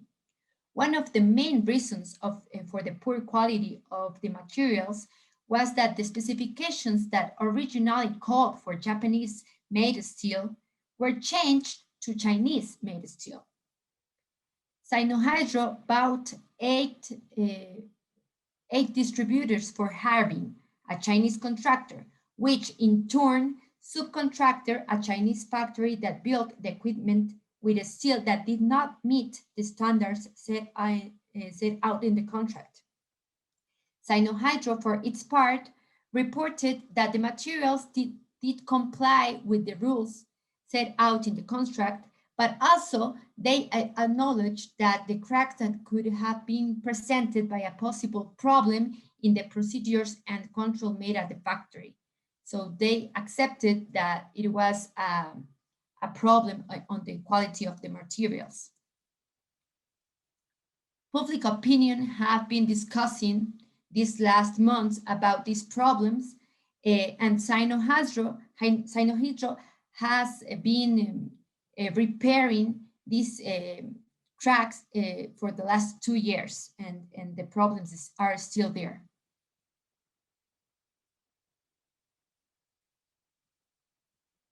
Now let's talk about the local effects of the Coca-Cola Sinclair project and the transformation in daily life of the local population.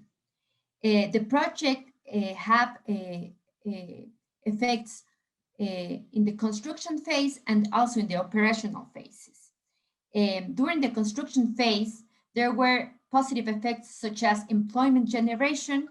The project created approximately 6,000 direct jobs and 15,000 indirect jobs, which contributed to the economic boost and a commercial boost in the local communities. A study conducted in 2016, based on interviews with local villagers, concluded that 62% of the population located in the area of influence saw the presence of the project as positive. The inhabitants believed that the area received greater attention from the authorities and the project was a development career. On the other hand, there were also negative effects related to labor conflicts, culture conflict. Several sectors recorded significant price increase in rental, land, and food sectors.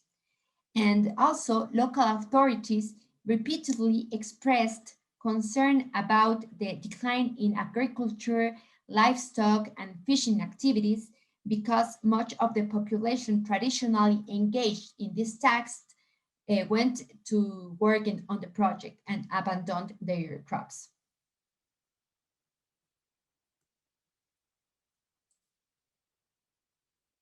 Once the project started operations in 2016, the initial expectations of local populations vanished. The populations of the area have highlighted the benefits generated by Coca-Cola Sinclair regarding some territorial development projects like electrification works, drinking water and waste treatment, improvement of education infrastructure, road infrastructure, and other health and socioeconomic projects. However, beyond these benefits, the local populations have not perceived sustainable integral development in their territories. The beginning of operations of the project has been accompanied, as expected, by the departure of the majority of workers and the consequent slowdown in the economy and the increase in local unemployment again. Also, these territories became dependent on the income and consumption of generated from the project, and this has direct implications for the sustainability of profits once workers retire and camps close. Now I want to talk about some issue that is very important right now, and it's the environment has the critical change that now we are facing in Ecuador regarding the Coca-Cola Sinclair. The nearly 40,000 hectares of the Coca-Cola Sinclair's area of influence are located in a high-risk volcanic and landslide area. Here we can see the infrastructure, the dam infrastructure very near to the volcano, El Reventador. Since the dam started operating, there have been two main environmental problems regarding this risk and these volcanic and landslide risks. First, effects on ecological flow, and also there have been impacts on river sedimentation. Both have detonated a domino effect of great proportions that concerns experts and government officials as well. The main problem with Coca-Cola Sinclair is not the damming of the waters, as in the case of mega dams. The problem is the accumulation of sediments. According to some experts, the Napo Basin is a sediment machine for its geology and not so much for human activity. Several studies on river sedimentation have shown that after the construction of the dam, erosion levels increased significantly. This causes a hungry water effect, which in turn causes regressive erosion, undermines the riverbed, and in the long term affects the morphology of the entire basin. On February 2012, the San Rafael Waterfall collapsed. The waterfall was considered the largest in Ecuador and one of the greatest tourist attractions. For researchers like Jorge Sevilla, the disappearance of the waterfall responds to a natural process of erosion. He argues that what has happened with the waterfall is a natural event related to the dynamic of the river and the undermining of the volcanic material that held the waterfall. However, there are other specialists that argue that attributing the disappearance of San Rafael Waterfall to purely natural factors is based only on a geological but non-hydrological perspective. For these researches, the Hydroelectric project is the main cause of the disaster. In fact, data shows that just as the catchment work was completed in May 2014, major changes began to occur in the landscape of the waterfall. Although it is a waterfall that was sooner or later going to collapse because of its volcanic nature, the project accelerated these processes and has it caused an imbalance in the river and the water flows. The truth is that the waterfall of San Rafael stood for at least 12,000 years, and 6 years after the river was dammed 8 kilometers upstream in the catchment area, this waterfall disappeared. So this event suggests something to us. After the collapse of the waterfall, there has been a serious process of regressive erosion and downstream sedimentation problem, which advanced by leaps and bounds. The erosion jeopardized various public infrastructures such as pipelines, the Amazon Truncal Highway, villages, communities downstream, and all the Coca-Cola Sinclair infrastructures. The section between the dam and the compensating reservoir is the most affected. The lifespan of the hydroelectric plant depends on what happens here in the coming years. According to ecological experts, in the last months, several research groups and NGOs made ongoing observations on this subject. However, they did not have access to information and their recommendations were played down. I want to finish this presentation with some final thoughts that we can discuss later. After 4 years of operations, Coca-Cola Sinclair's balance sheet at the national and local level reveals the successes and failures of the China-Ecuador relationships. The project became the largest power-producing hydroelectric plant in the country. It increased electricity supplies, allowed for a significant reduction in thermoelectric energy, reduction of CO2 emissions, and reverse the energy insufficiency of the country. But there have been plenty of problems and concerns about the plant. China's relationship with Ecuador through the financing and construction of Coca-Cola Sinclair has been plagued with special agreements, confidentiality, and haste. The lack of serious and comprehensive studies has led to a minimization of geological and geotechnical issues. What are the lessons? We need to halt improvisation in the processes of planning, negotiating, constructing, and operating infrastructures. It is necessary to rethink the very need of large hydroelectric infrastructure projects. Social, environmental, technological, and technical standards are required since the planning and since the negotiation of the projects through all the process of financing and construction. And transparency, accountability, and access to information, it's a problem that it's very common in Chinese infrastructure projects in Latin America and in Ecuador. And it's an issue that we must discuss about and think about to contribute to future projects. Thank you very much for listening, and I'm open to discuss and answer some questions. Thank you so much for your presentation this morning. As I mentioned earlier, I had the opportunity to read the paper, or all of the papers actually, before the presentations, and I found many of the questions that you raised to really go to the heart of this conference. And I now understand why Professor Dussel Peters was very insistent that you participate in the project. And again, thank you so much for this presentation. Again, we have many questions which we will put off until our discussion and Q&A session at 11:45, more or less.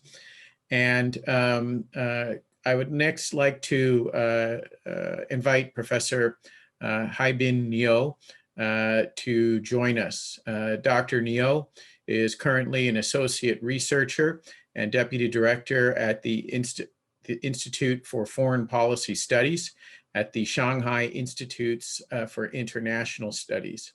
He received his PhD from the very famous Fudan University in international relations in 2006. And currently he is also the Deputy Secretary General of the Chinese Association for Latin American Studies. His current research work focuses on China's foreign policy, particularly in Latin America. And today he will be talking about China's participation in Brazil's infrastructure sector, approaches, challenges, and implications. Dr. Niu, please. Oh, you are still muted. Thank you. There we go. Thank you, James. And I think this seminar is quite important event, since I think it's a follow-up of the previous project organized by Enrique Dussel on building development for a new era. I think this round we will focus on the impact of the infrastructure on the daily life.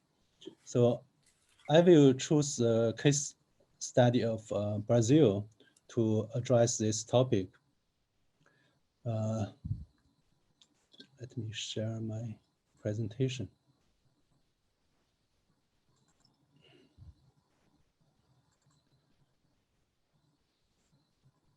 Yes, first I want to explain why I chose Brazil. Professor Niu, can we put this into slide view by clicking on the slide in the bottom right-hand corner? Okay. Thank you. So first I want to explain why I chose Brazil.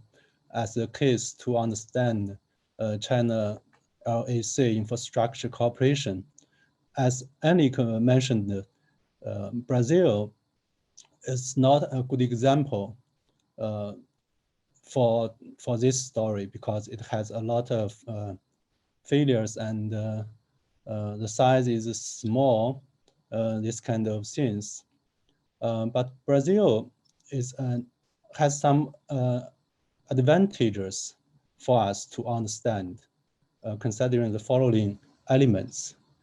Like Brazil, it has a huge infrastructure gap. So the question is why? The potential is huge, but the results are not that huge. And second, Brazil is open for the foreign participation in terms of concession, PPP. How this kind of institutional arrangements help Chinese companies to participate in the infrastructure of that country. And also the third element is China is the top economic partner of Brazil. And Brazil also is a top economic partner for China in Latin America, not only in terms of trade, but also investment. I think the investment, a large part of that is from the infrastructure sector. And also the two countries have a bilateral, a specific policy dialogue on infrastructure cooperation. And also the most important thing is there is a lot of similarities between Brazil and China in terms of the demand of the types of the infrastructure, like the long distance electricity transmission, ports, roads, telecom, health, vehicles, maybe railway in the future. And also, I think both Brazil and China need to address their infrastructure impacts on ecological, social, economic, and technological impacts. So that's why I chose Brazil as the case.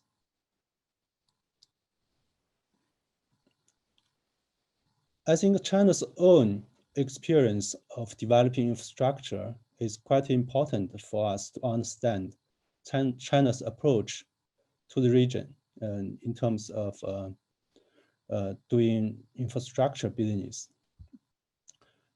There is some kind of process, the learning process internally in China.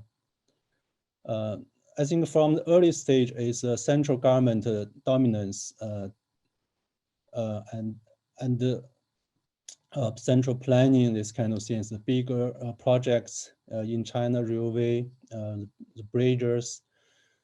And after the opening up and reform, I think the provinces got some financial capabilities to develop the local infrastructures and also marketization and also internationalization, mainly borrowing loans from the IMF, World Bank, and also the FDI.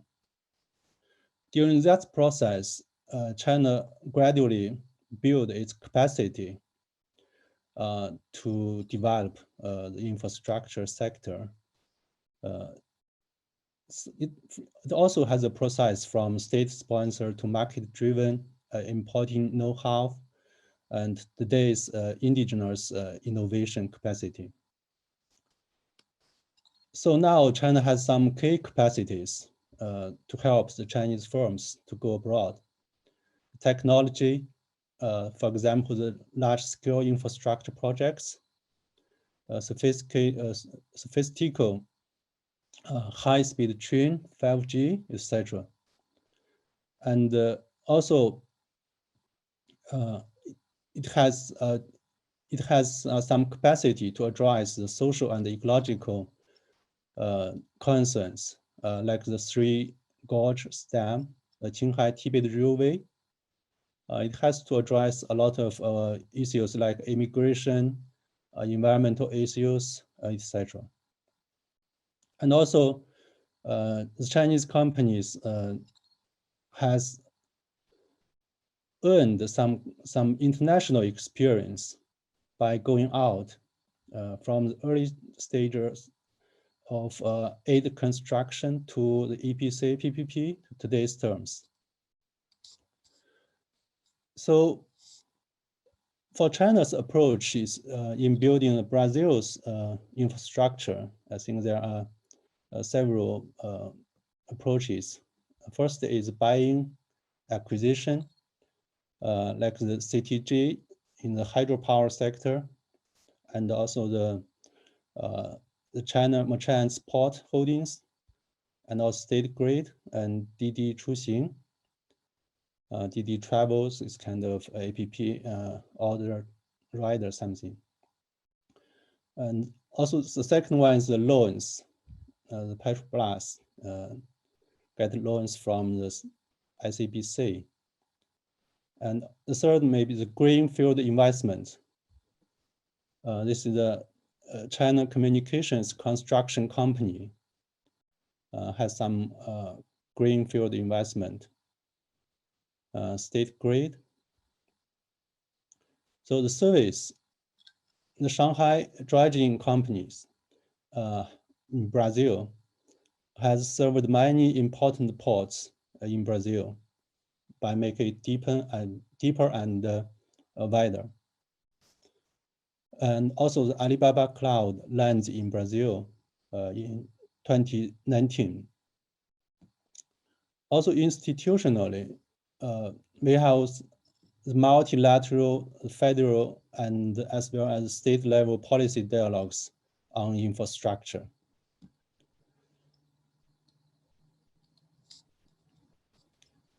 Even though we have this very diversified approaches and institutional arrangements, there are a lot of challenges for the cooperation. According to a Chinese scholar, Wang Fei's latest research, he finds some challenges. The first one is Brazil's high financing costs are constraining the market access of Chinese companies. And the second is a mismatch of the maturity between the demand and the supply of capital. According to his viewpoint, the Chinese side prefer a short-term investment, like to say 7 to 10 years. As we know, Brazil's infrastructure financing usually lasting at least around 3 decades. So this is a mismatch. And other challenges related to the Brazil's doing business environments might be too costly, the labor concerns and environmental concerns, etc.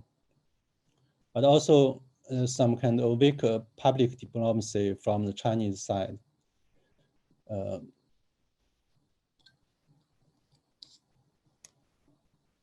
So let me move to today's topic about the impacts of the China's infrastructure projects.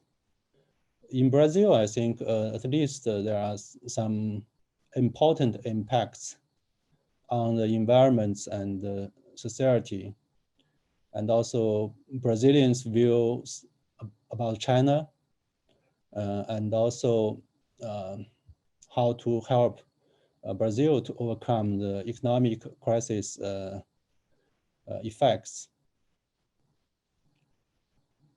And also the impact on Brazil's domestic economy, because like China, it has some kind of development gap between the different regions of the country. And also the impact of Brazil's connection with Asia. So the environmental and the social impacts are highly discussed today. regarding China's infrastructure engagement with Brazil and in large Latin America. So I think both sides are working towards sustainability-oriented cooperation. I think there are some better conditions now we have. For example, Chinese companies earn 16% and 21% of Brazil's wind and solar power capacity, respectively. And also, China's transmission construction in Brazil makes renewable energy investment feasible. And also, the Chinese companies in Brazil are implementing strict social responsibility commitments, like the state grid issued annually issued the corporate social responsibility reports. According to the reports, the company has done a lot to contribute to the local communities and also the public welfare activities.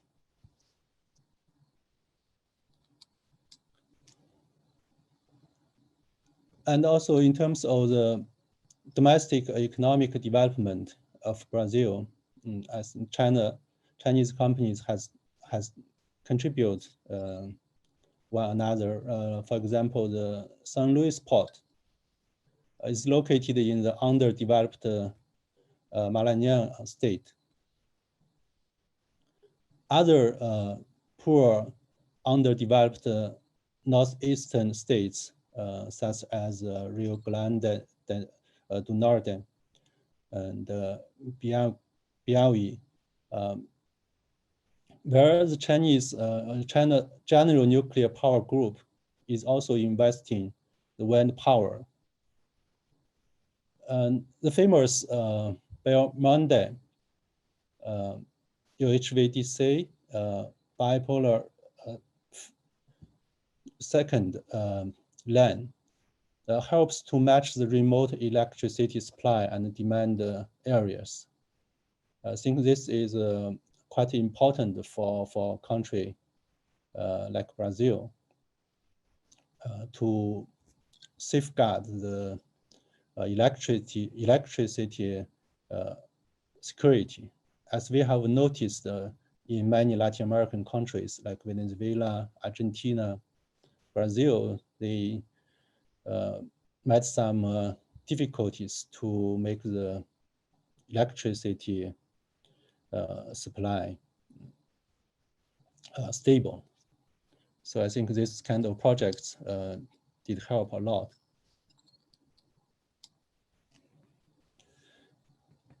I think after these projects on the ground, it to some extent they affected the Brazilians' views of China in recent years.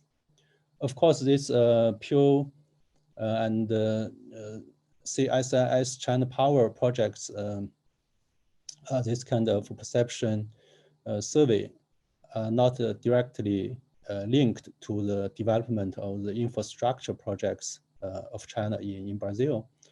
But we can say, if we look at the time framework, from the 2010 on, Brazilians hold a quite favorable view of China. I think during that time, I think a lot of infrastructure projects happened in Brazil by the Chinese companies. And also the young people, the younger adults have a favorable view of China than the older ones. This is a quite interesting finding. And also about 6 in 10 or more welcome Chinese investment in Brazil, including, I think, infrastructure investment.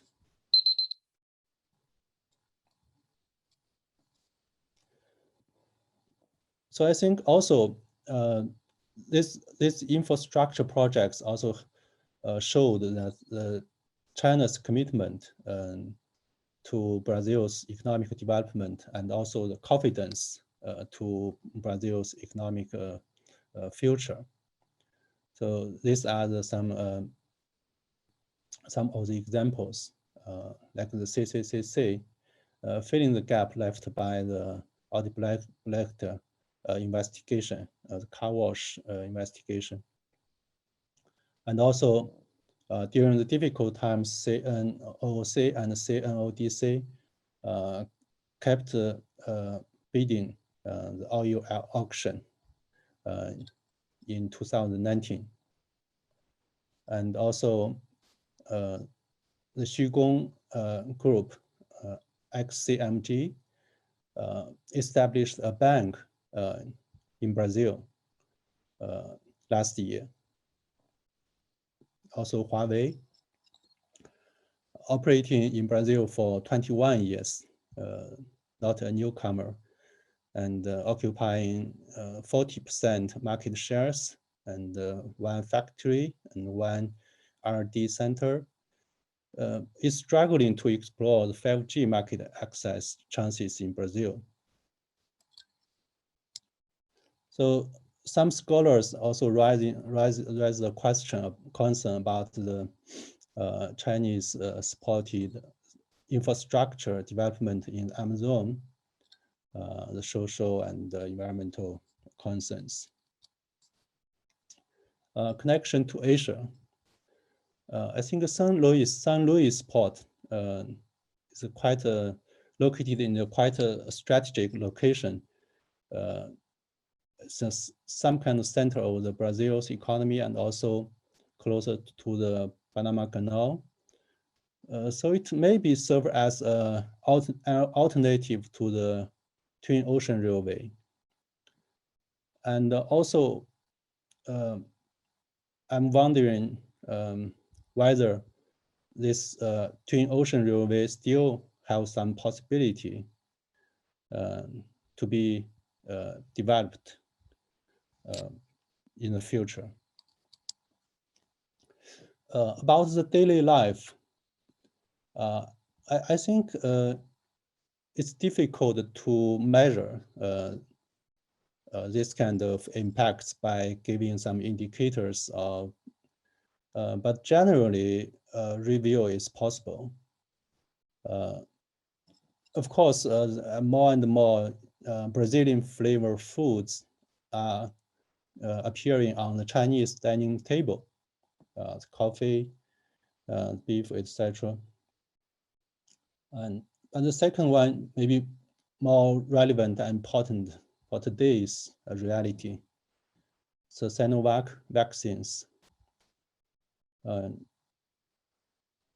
This one is cooperation with Butantan Institute, partly manufactured in Brazil, maybe helps the country and also the neighboring countries of Brazil to fight the COVID-19. And also, I think these projects gave local people a chance to understand a country from the other side of the world. Many things, subways, boats, electric vehicles, cell phones, etc. And they really offer a chance to have better life by like Huawei offering the 3G and 4G telecom equipments to help the Brazilian population better connected. And maybe in the near future, increasingly mobility of the population by developing some regional railway, etc.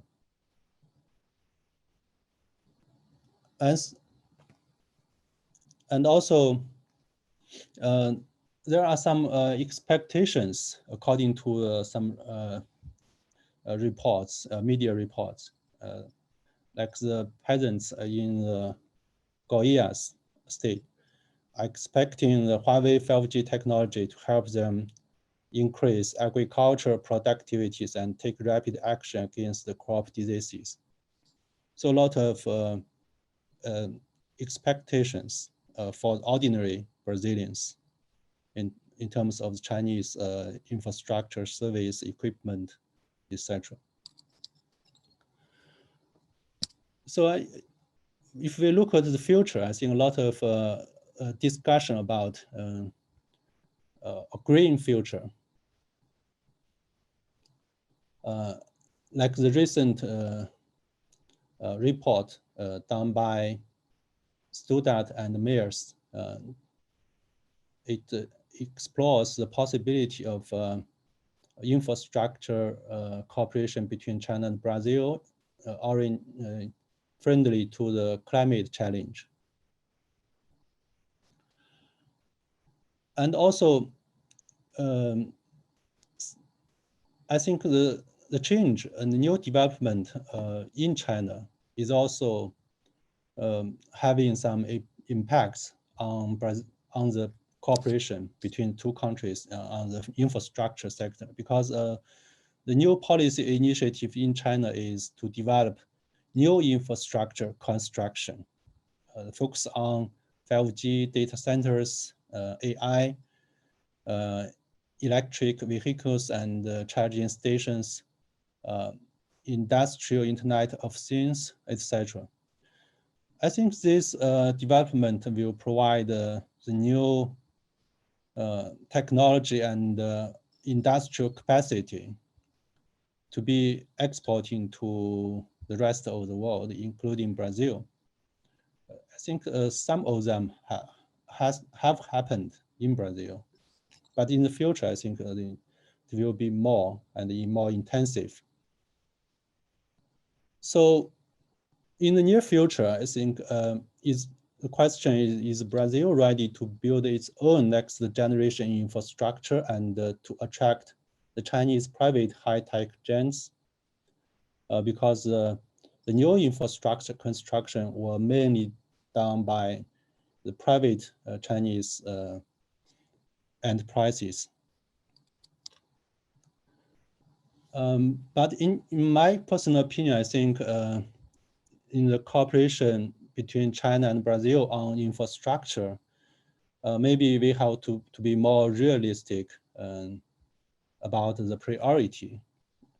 prioritized areas. I think we have to keep a balanced view between the traditional one and the new generation of infrastructure. Because if you look at the federal infrastructure initiative for this year, and also the state of São Paulo infrastructure planning, most of them are focused on the traditional ones, like the ports, roads, railway, airports, subways, etc. But at the same time, we will have a delayed but rescheduled 5G spectrum auction this year in Brazil. And also, Brazil is inviting foreign capital to invest into its clear energy with a goal to bring around $60 billion investment within next decade. So half and half. So a lot of work to do. So I think we need to still keep the policy dialogue at the intergovernmental level, but also as Dussel mentioned, we need to do better research, and also the think tanks and researchers need to do more to influence the policymakers to improve the environment, to ensure the regulation, improve the regulations, and to ensure the daily life of the people can be favorably benefited. So I will stop here. Thank you very much.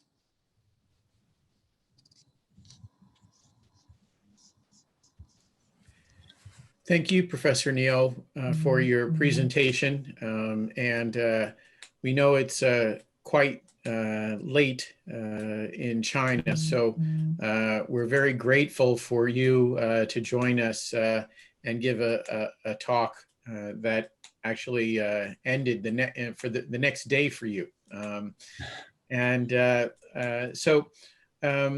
Before we jump into the questions, we would like to invite our discussant to join us, Mr. Javon Minto, who is currently the Economic Affairs Officer at the Embassy of Mexico in Jamaica, and is part of the Inter-American Dialogue of China and Latin America's Young Scholars Program.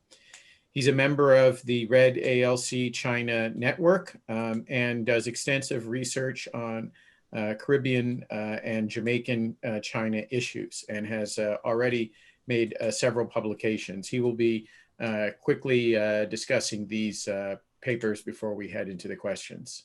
Please. Good morning, everyone, and good morning again, James. Thank you for the introduction. I think the research here that was presented today and contained in the overall paper, it's just a fascinating revelation, further example of what's happening with China and the wider region. And so all the papers highlighted the challenges and the opportunities associated with Chinese infrastructure investment throughout the region.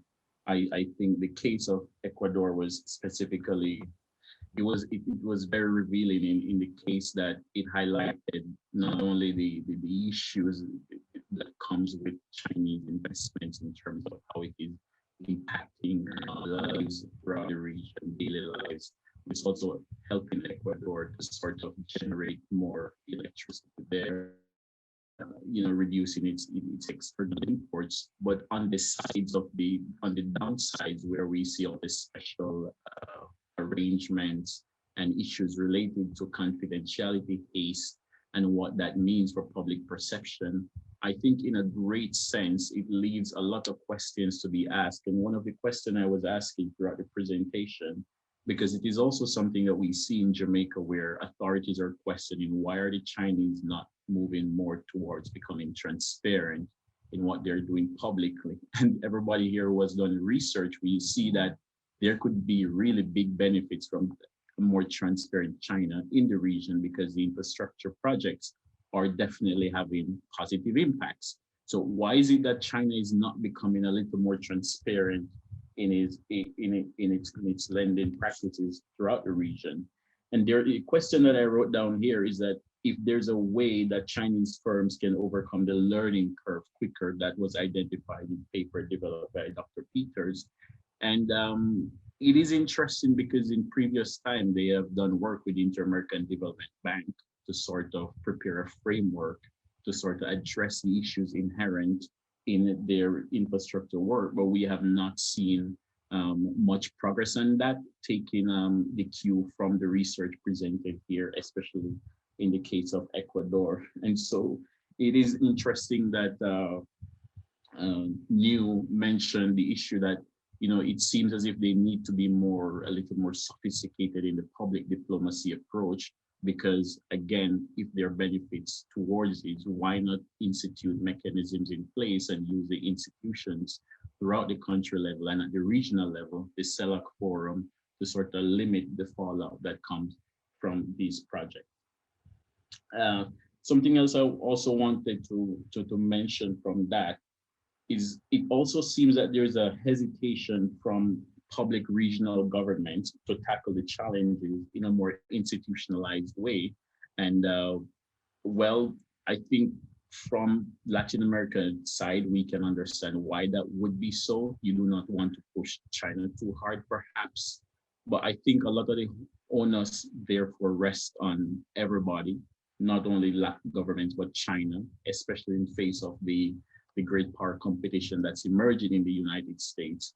And over the last couple of months, we saw something very interesting where the US government bank sort of came to Latin America and the Caribbean, and they were fashioning what they would call a greater competition against or towards the region to limit Chinese firms from gaining all these contracts. And something interesting that came out in one of the comments by the CEO of the International Development Finance Corporation, he said that the United States would focus its bid to be more competitive, open, transparent, and focus more on high quality projects and local labor to sort of, wean in the region of China. And so these are issues that are prolonged and consistent in China, Latin America, Caribbean relations, and these are definitely challenges. And so when we ask the question again, why is there not a sense of urgency from the Chinese side in addressing these issues? It would be really important to understand where the hesitation is coming from, because again, there are real benefits that we can get out of a more transparent China in what they do.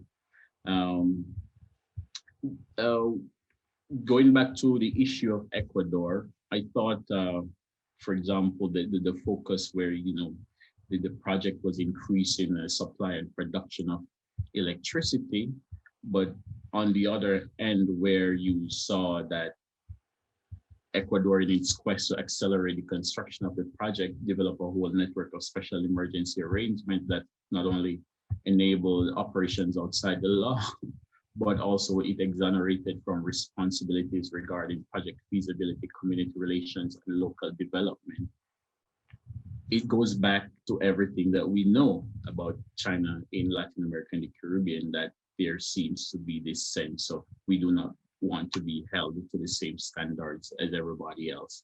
But I think, again, as was mentioned in the presentation by New, that a more sophisticated public diplomacy approach to what China is doing in the region can sort of enable greater access, greater benefits to the region, and sort of tackle this sense of aggression, as Dr. Peters sort of indicated in this paper, that's coming from the United States because of the great power competition. And so it's a fascinating set of papers that I've seen today. I think throughout the rest of the day, especially in my paper, I will highlight how a new governance framework emerged in Jamaica-China relations and what that has done to reduce cost savings, which also is part of the issue that I think we are seeing coming out, that more institutionalism can reduce challenges in the relations. So in the case of Jamaica, I will highlight was that the government was able to realize up to 15% cost saving in the latest infrastructure project with China. And so I think the general thread that's running throughout the papers that we have touched on so far is that, one, yes, there are opportunities associated with China, but two, the challenges are similar right across the region. And I think, again, the best way to address that, as pointed out by Dr. Peters in his paper, is a more institutionalized approach to tackling these issues. Thank you very much for your comments. I think they point out a very important aspect of in which all of the papers are trying to grapple with is, we have here within China a country that has a very, very different kind of governmental system than what is found often in Latin America. And as we shall see, these two systems at times cause a lot of friction and will bump heads. Now, I'd like to ask the authors to return, and we've received several questions from the audience, and we will start with Professor Enrique Dussel Peters. There were two questions sent over that I wanted to I asked you to think about. If you could tell us a little bit more about how these new Chinese actors have or have not engaged with local cultures. And then secondly, in addition to employment, is there information about local demand of other inputs that could also benefit Latin American countries?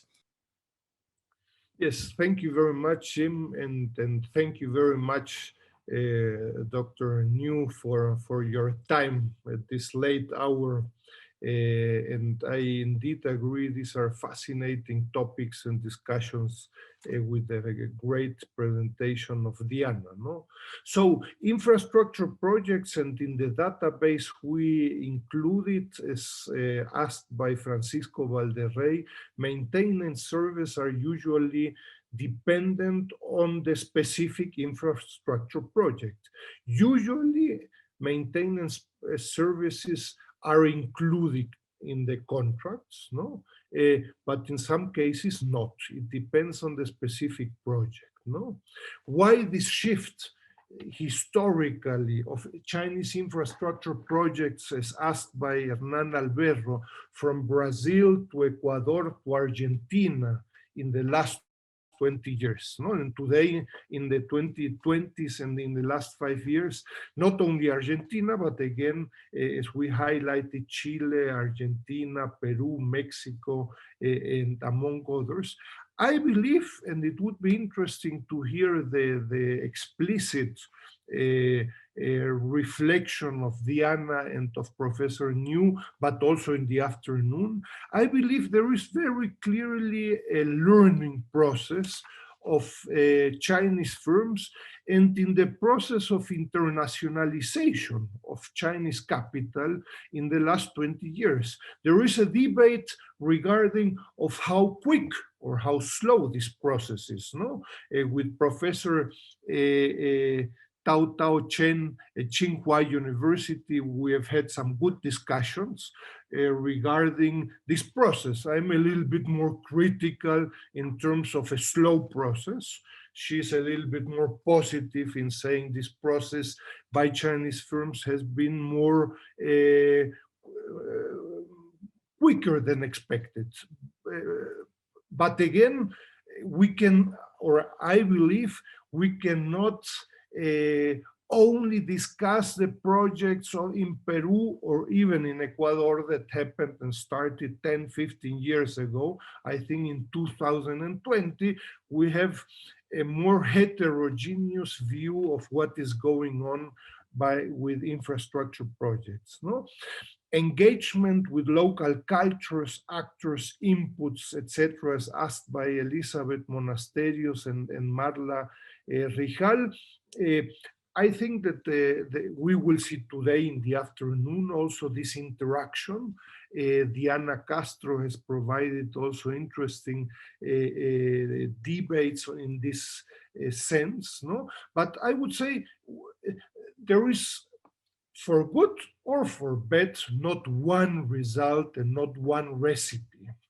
What we see is that in some cases, Chinese firms have been able to interact with the local communities slowly. I believe, again, there is a learning process, and the database provided by ALC-China allows us to discuss this firm by firm. It's not an abstract process. No, what is the difference between a State Grid, CCCC, Sino-Hydro, and other firms? There are differences, and here we have been discussing this with Professor Yang Ximin, but also with Professor Haibi Niu. It would be fantastic if more Chinese researchers engage in this discussion. How are the Chinese firms organized in engaging with local communities, but also in integrating local suppliers, from workers to suppliers, etc., etc. No? The book, again, of 2018 provides interesting case studies, which are very extreme. In some cases, suppliers in the respective countries are very close to zero. No? Workers, food for workers, I always say jokingly, tequila and tortillas and whatever comes from China. No?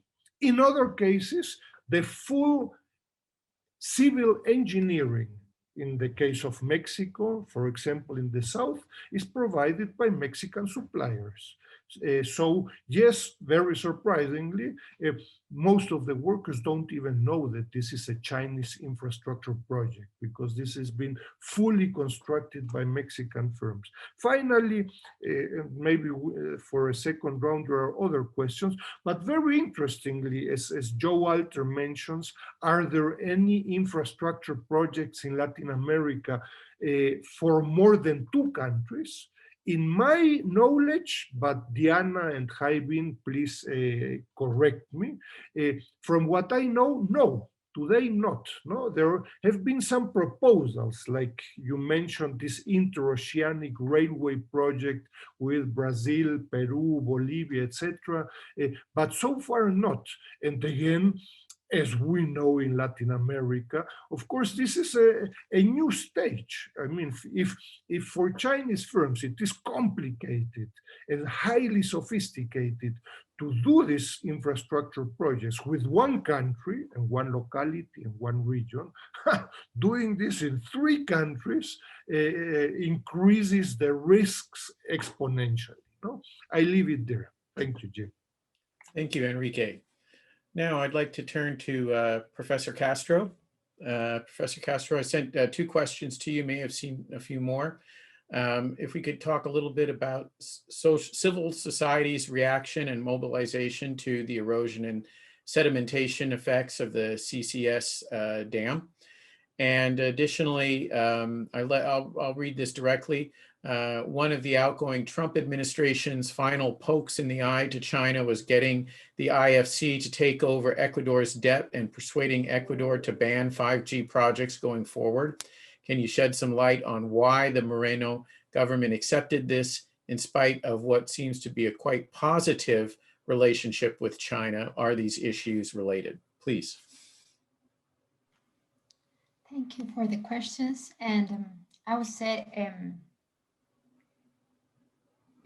regarding the first question, social mobilization has been little this last year because the disappearance of the waterfall and the consequent process of regressive erosion occurred throughout the first phase of the COVID crisis.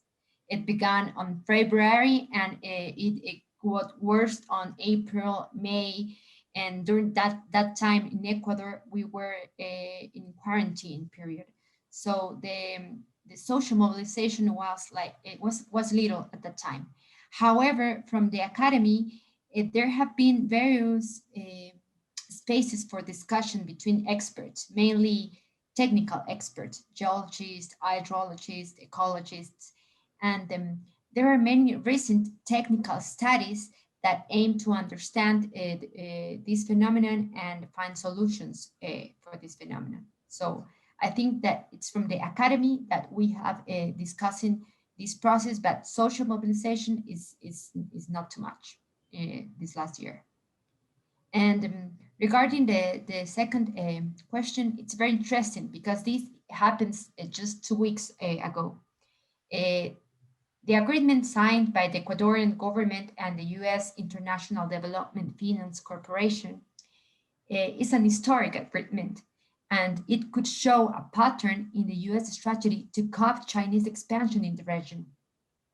According to President Lenin Moreno and its finance minister, the agreement will serve, and I will say with their words, will serve to prepay expensive debt and reactivate the country's economy by monetizing public actives and infrastructures. So it is not a credit agreement per se.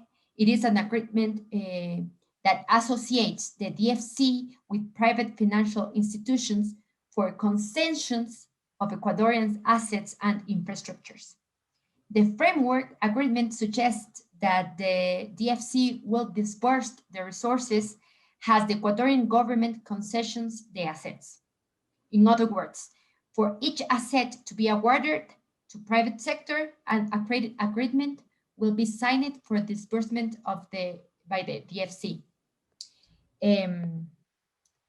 The finance minister, Mauricio Pozo, confirmed last week that the monetization of the assets includes some oil fields, the National Telecommunication Corporation, and both its towers and the administration of the CNT Corporation. This would allow excluding, for example, the entry of Chinese companies and their 5G technology. So we're discussing about these things in Ecuador these weeks. There's also the probability that some hydroelectric projects has Coca-Cola, Sinclair, or Sopladora, the two bigger ones, are in this list of possible concessions. Several doubts remain about the specific conditions of this agreement, about how the bidding and concession processes would be developed. For example, what happens if Chinese companies participate, and about the Chinese debt, how it would be paid with these different loans. We are here in Ecuador 3 weeks before the presidential elections. So there's also a great uncertainty about what will be the position of the next government regarding these processes. And there are a lot of discussions about what will do the new president with this agreement and how will be managed. And I will also like to say something about the cultural issues that Enrique was talking about. I think the cultural issues with local communities is very important. In Ecuador, the culture issue was one of the main conflict triggers during the construction of the Coca-Cola Sinclair project. For example, there are a lot of histories of stories about linguistic differences that often caused disagreement between Ecuadorian and Chinese engineers during the process of designing and technical issues. To facilitate the coexistence, 2 dining rooms were installed in the camps, also to solve some issues, some problems that were regarding food, for example. While Chinese construction companies have expanded around the world, there's a still long learning curve on issues on cultural adaptation and understanding of local dynamics. Community relations, social responsibility, and labor treatment is one of the most criticized aspects of Chinese work at local level. While the conflicts were sorted out over the years, the image that China projects in the territories is extremely important for the future of bilateral relations. Thank you. Thank you very much, Professor Castro. We appreciate your comments. Finally, I'd like to invite Dr. Neo to join the discussion. We had a couple of questions here, particularly about China and Brazil's political relationship. China has maintained essentially a one-party state since 1949, while we have seen within Brazil many different kinds of, in terms of political ideology, many different kinds of administrations. And particularly since your specialization is in international studies, we thought it would be helpful if you could talk a little bit about how Beijing navigates the various Brazilian governments. And hopefully you could also then talk a little bit about Beijing's relationship with the still relatively new Bolsonaro regime. Thank you.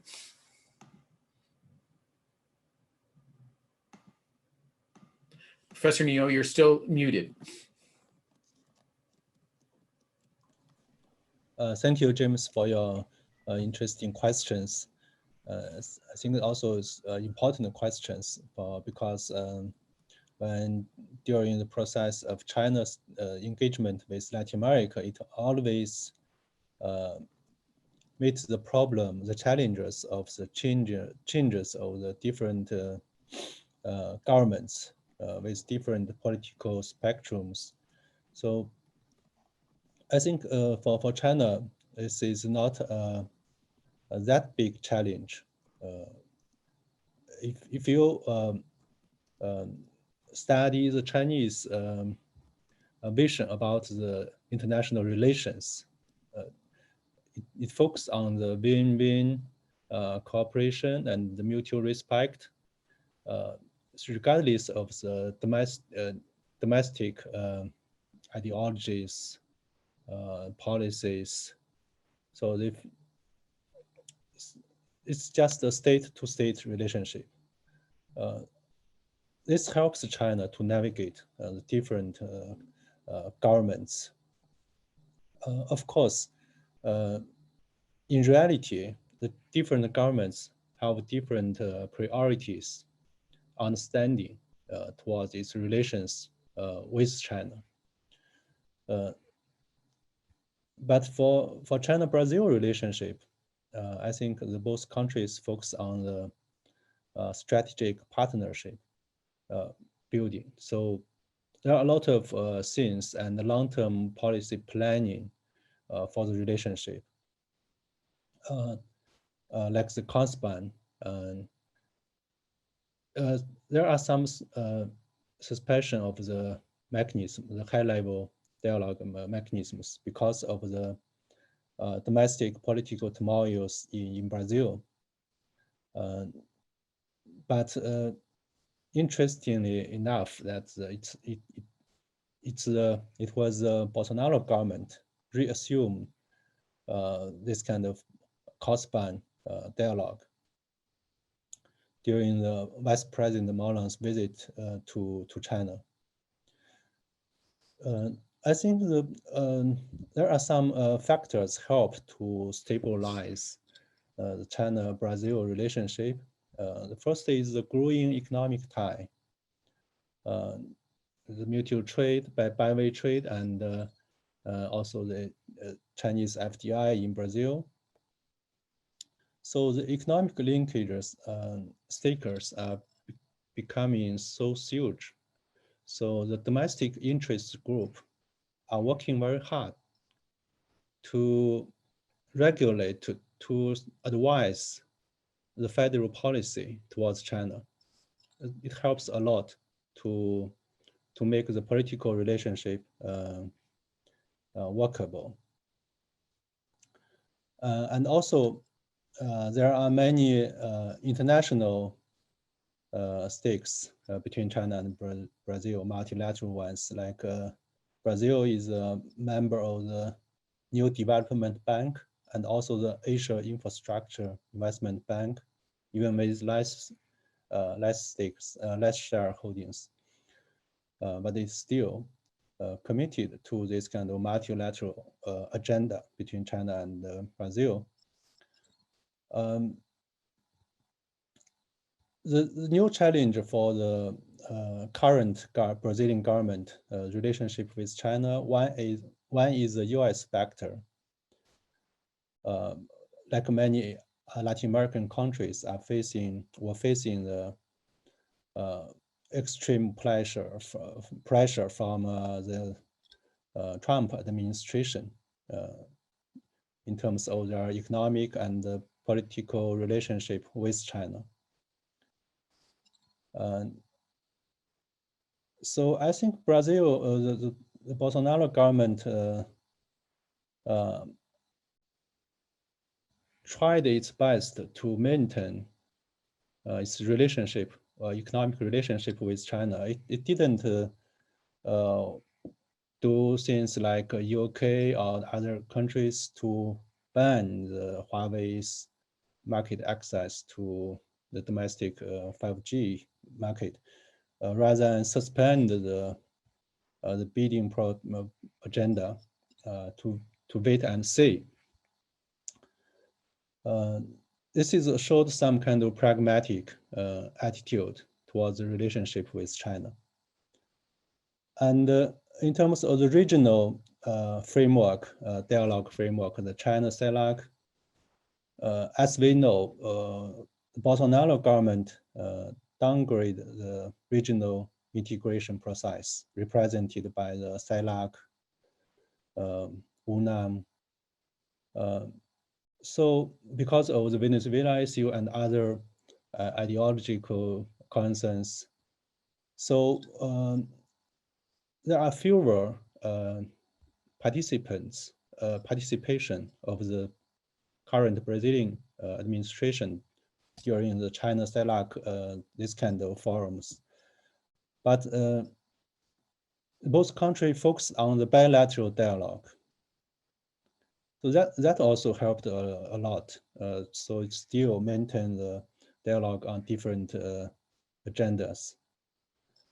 And the third is, as I mentioned, the domestic interest group, like especially the agriculture sector, and also some kind of think tank people, and also some kind of business committee of the China and Brazilian enterprises. They support some a lot of seminars and discussions about the chances and challenges of the bilateral economic cooperation. And third is the dynamic of the state governments, their vision to the bilateral relationship. I think a lot of Brazilian states governors visited China and to try to attract the Chinese investment at the state level. This is also a check and balance to check the federal policy towards China. Especially there are some kind of influential state politicians. They have the ambition to run for the next presidency of the Brazil. So so China policy seems to be a case testing the politicians' leadership vision to the future. That's quite interesting. So a lot of dynamics showed that the China-Brazil relationship is not a simplified relationship. It is complicated, intervened, and different level games. So that makes the bilateral relationship a little bit stable. So that's my understanding and response to your question. Thank you. Thank you. That was a great answer. I find it fascinating that the state governors' trips to China in some ways are a counterweight to the federal government. And I would have loved to have sat in on a few of those meals myself to hear the conversation that was going on. I'm sure Professor Dussel would have liked to have listened as well. Okay, so we still have a few more minutes before we finish up. We did have a couple extra questions that I wanted to get to Enrique. If he could talk a little bit about whether maintenance projects were included in the infrastructure category, and what might be an approximate percentage of those contracts from the total of Chinese investment in Latin America. And if he could talk a little bit about how the shifts that he described in his talk moved between Brazil, Ecuador, and then Argentina. Yes, thank you very much. Again, no, we are having problems and difficulties, as Diana and other colleagues know, in counting pears and apples in some cases. And we are doing this thanks to a research group and student group. So no, we do not have a percentage, unfortunately, but as we suggest in the recommendations, I think again that the quality on the quantity of infrastructure projects has to improve substantially. No, I would like to highlight, Jim, and knowing that we have a little bit asleep, probably Jaivin, but also Diana, but also for the discussion today in the afternoon, I would like to highlight two topics that are present explicitly or implicitly, and it would be interesting to know Jaivin's and Diana's opinion and to remember them in the afternoon. No? President Xi Jinping has been very clear in the last months and 2 years in highlighting the need of high quality development, high quality growth, but also in the high quality or quality of cooperation and of the Belt and Road Initiative. No? I think that infrastructure projects are a good example of improving the quality of this cooperation. No? And from there, I would highlight again, as Professor New Jaivin mentioned, this diversification process in new infrastructure is fundamental. No? The presentation that I try to do is that today suddenly we have new private Chinese firms such as Envision Energy, no? And Huawei that are doing these telecom and renewable energy projects. There, the empirical research in the future will be fundamental because are these new firms, private firms in Latin America, reproducing the same old problems such as in Peru and Ecuador and like 15 years ago, or is this completely different? I don't know. No, I think until today we don't know. And the second topic, no, it's very easy to fall in the trap, I would say, of being pro-Chinese or against Chinese, no? Arguing more from a cultural perspective, from an environmental and labor perspective, and thus being highly critical on these infrastructure projects, or being pro-Chinese and being more for the development of infrastructure. No? Jevon asks, why are Chinese firms not more transparent? I think this is very clear in practically all case studies today in the morning and today in the afternoon. No? I would invite to consider the argument that Chinese firms are not more transparent with the argument of the omnipresent public sector in China. Why are Chinese public firms not more transparent? Because there is no need to be more transparent in China, very easily. I mean, who is going to knock at the door of any of these firms and ask them, excuse me, what are you doing with the environment? This is changing in China, no? And so if we do not understand this concept of the omnipresent public sector in China and how it is changing and developing in China and in the rest of the world, we might end up with a response in which Chinese firms are apparently bad because they are not transparent vis-a-vis other firms.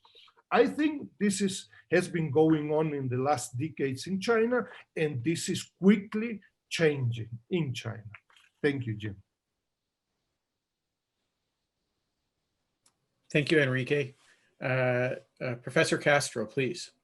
We had two additional questions that I thought you might want to discuss.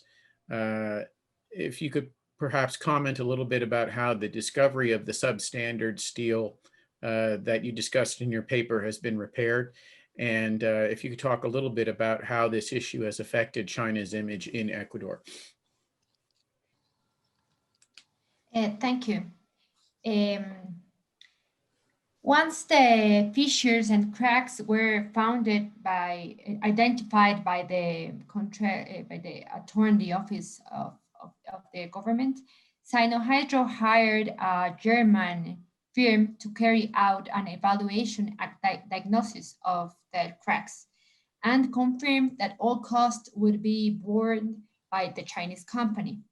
By May 2019, Harbin, the same company responsible for the failures in the materials, was hired to perform crack repairs.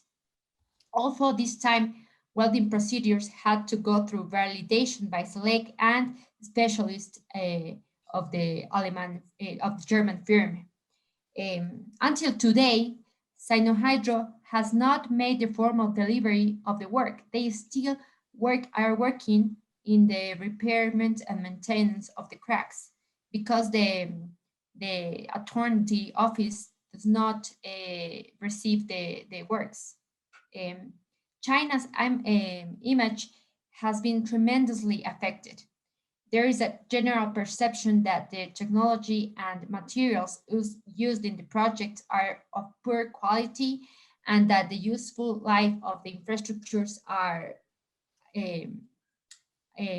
is compromised by these events. So this has affected tremendously the relation between Chinese company and the government. And also there's a social perception that all the projects built by Chinese companies have not qualified materials and equipments.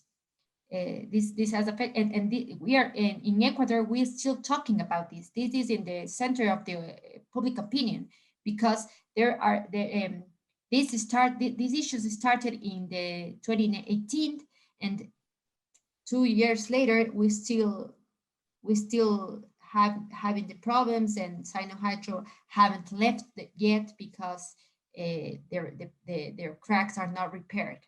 So it's an issue that we're still discussing in Ecuador, and it's a big problem.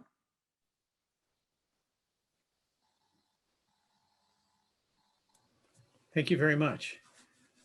Okay, I think we have run through all of the questions that we received from the audience. I'd like to give each of the three authors a moment just to say a final closing word, and then we'll reconvene in the afternoon where starting at 4 o'clock Eastern Standard Time, we will have 4 papers being presented, again, looking at infrastructure projects in Latin America and the Caribbean.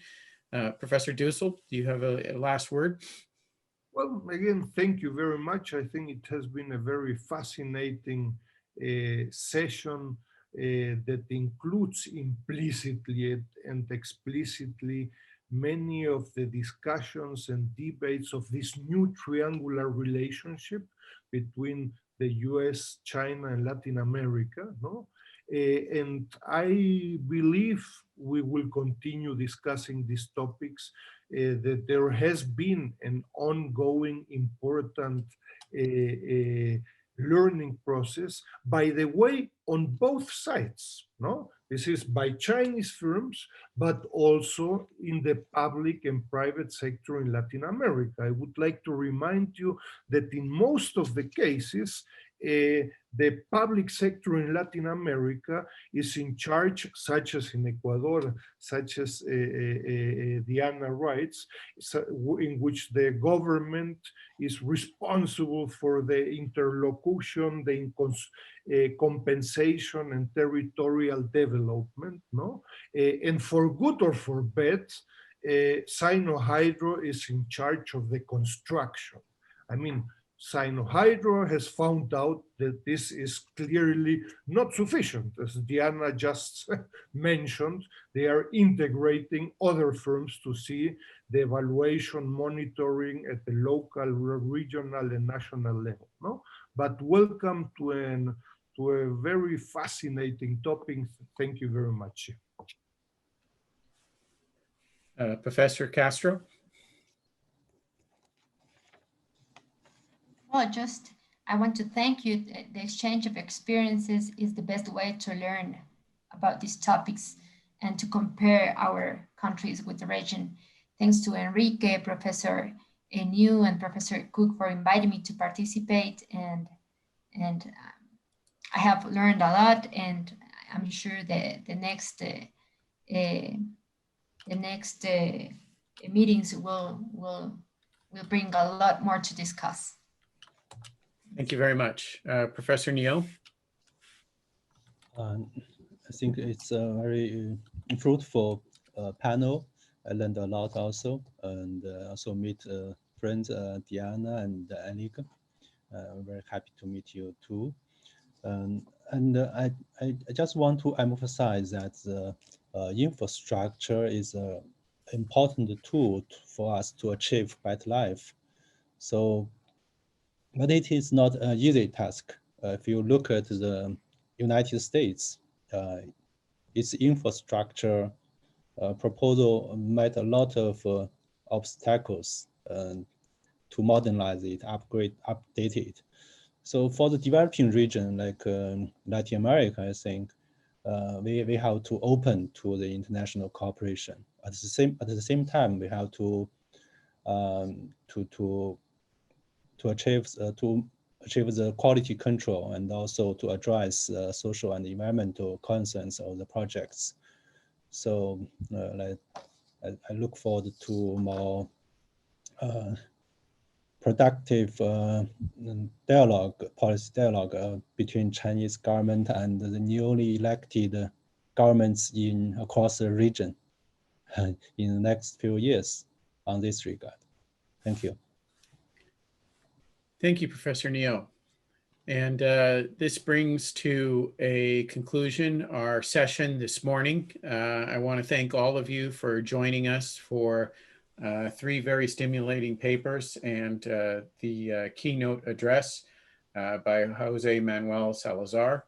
Again, I'd want to mention that our next session is at 4 o'clock Eastern Standard Time today, and you will use the same Zoom link to access this session. We will have 4 papers focusing on advanced technology sectors, Chinese infrastructure projects in Jamaica, another discussion of infrastructure projects in Brazil, and finally a look at maritime infrastructure projects as well. So on behalf of the Asian Studies Center, the Center for Latin American Studies, and for RED ALC-China, I want to thank all of you for joining us this morning, and we hope to see you this afternoon. Have a good lunch, and I will see you later today. Thank you so much.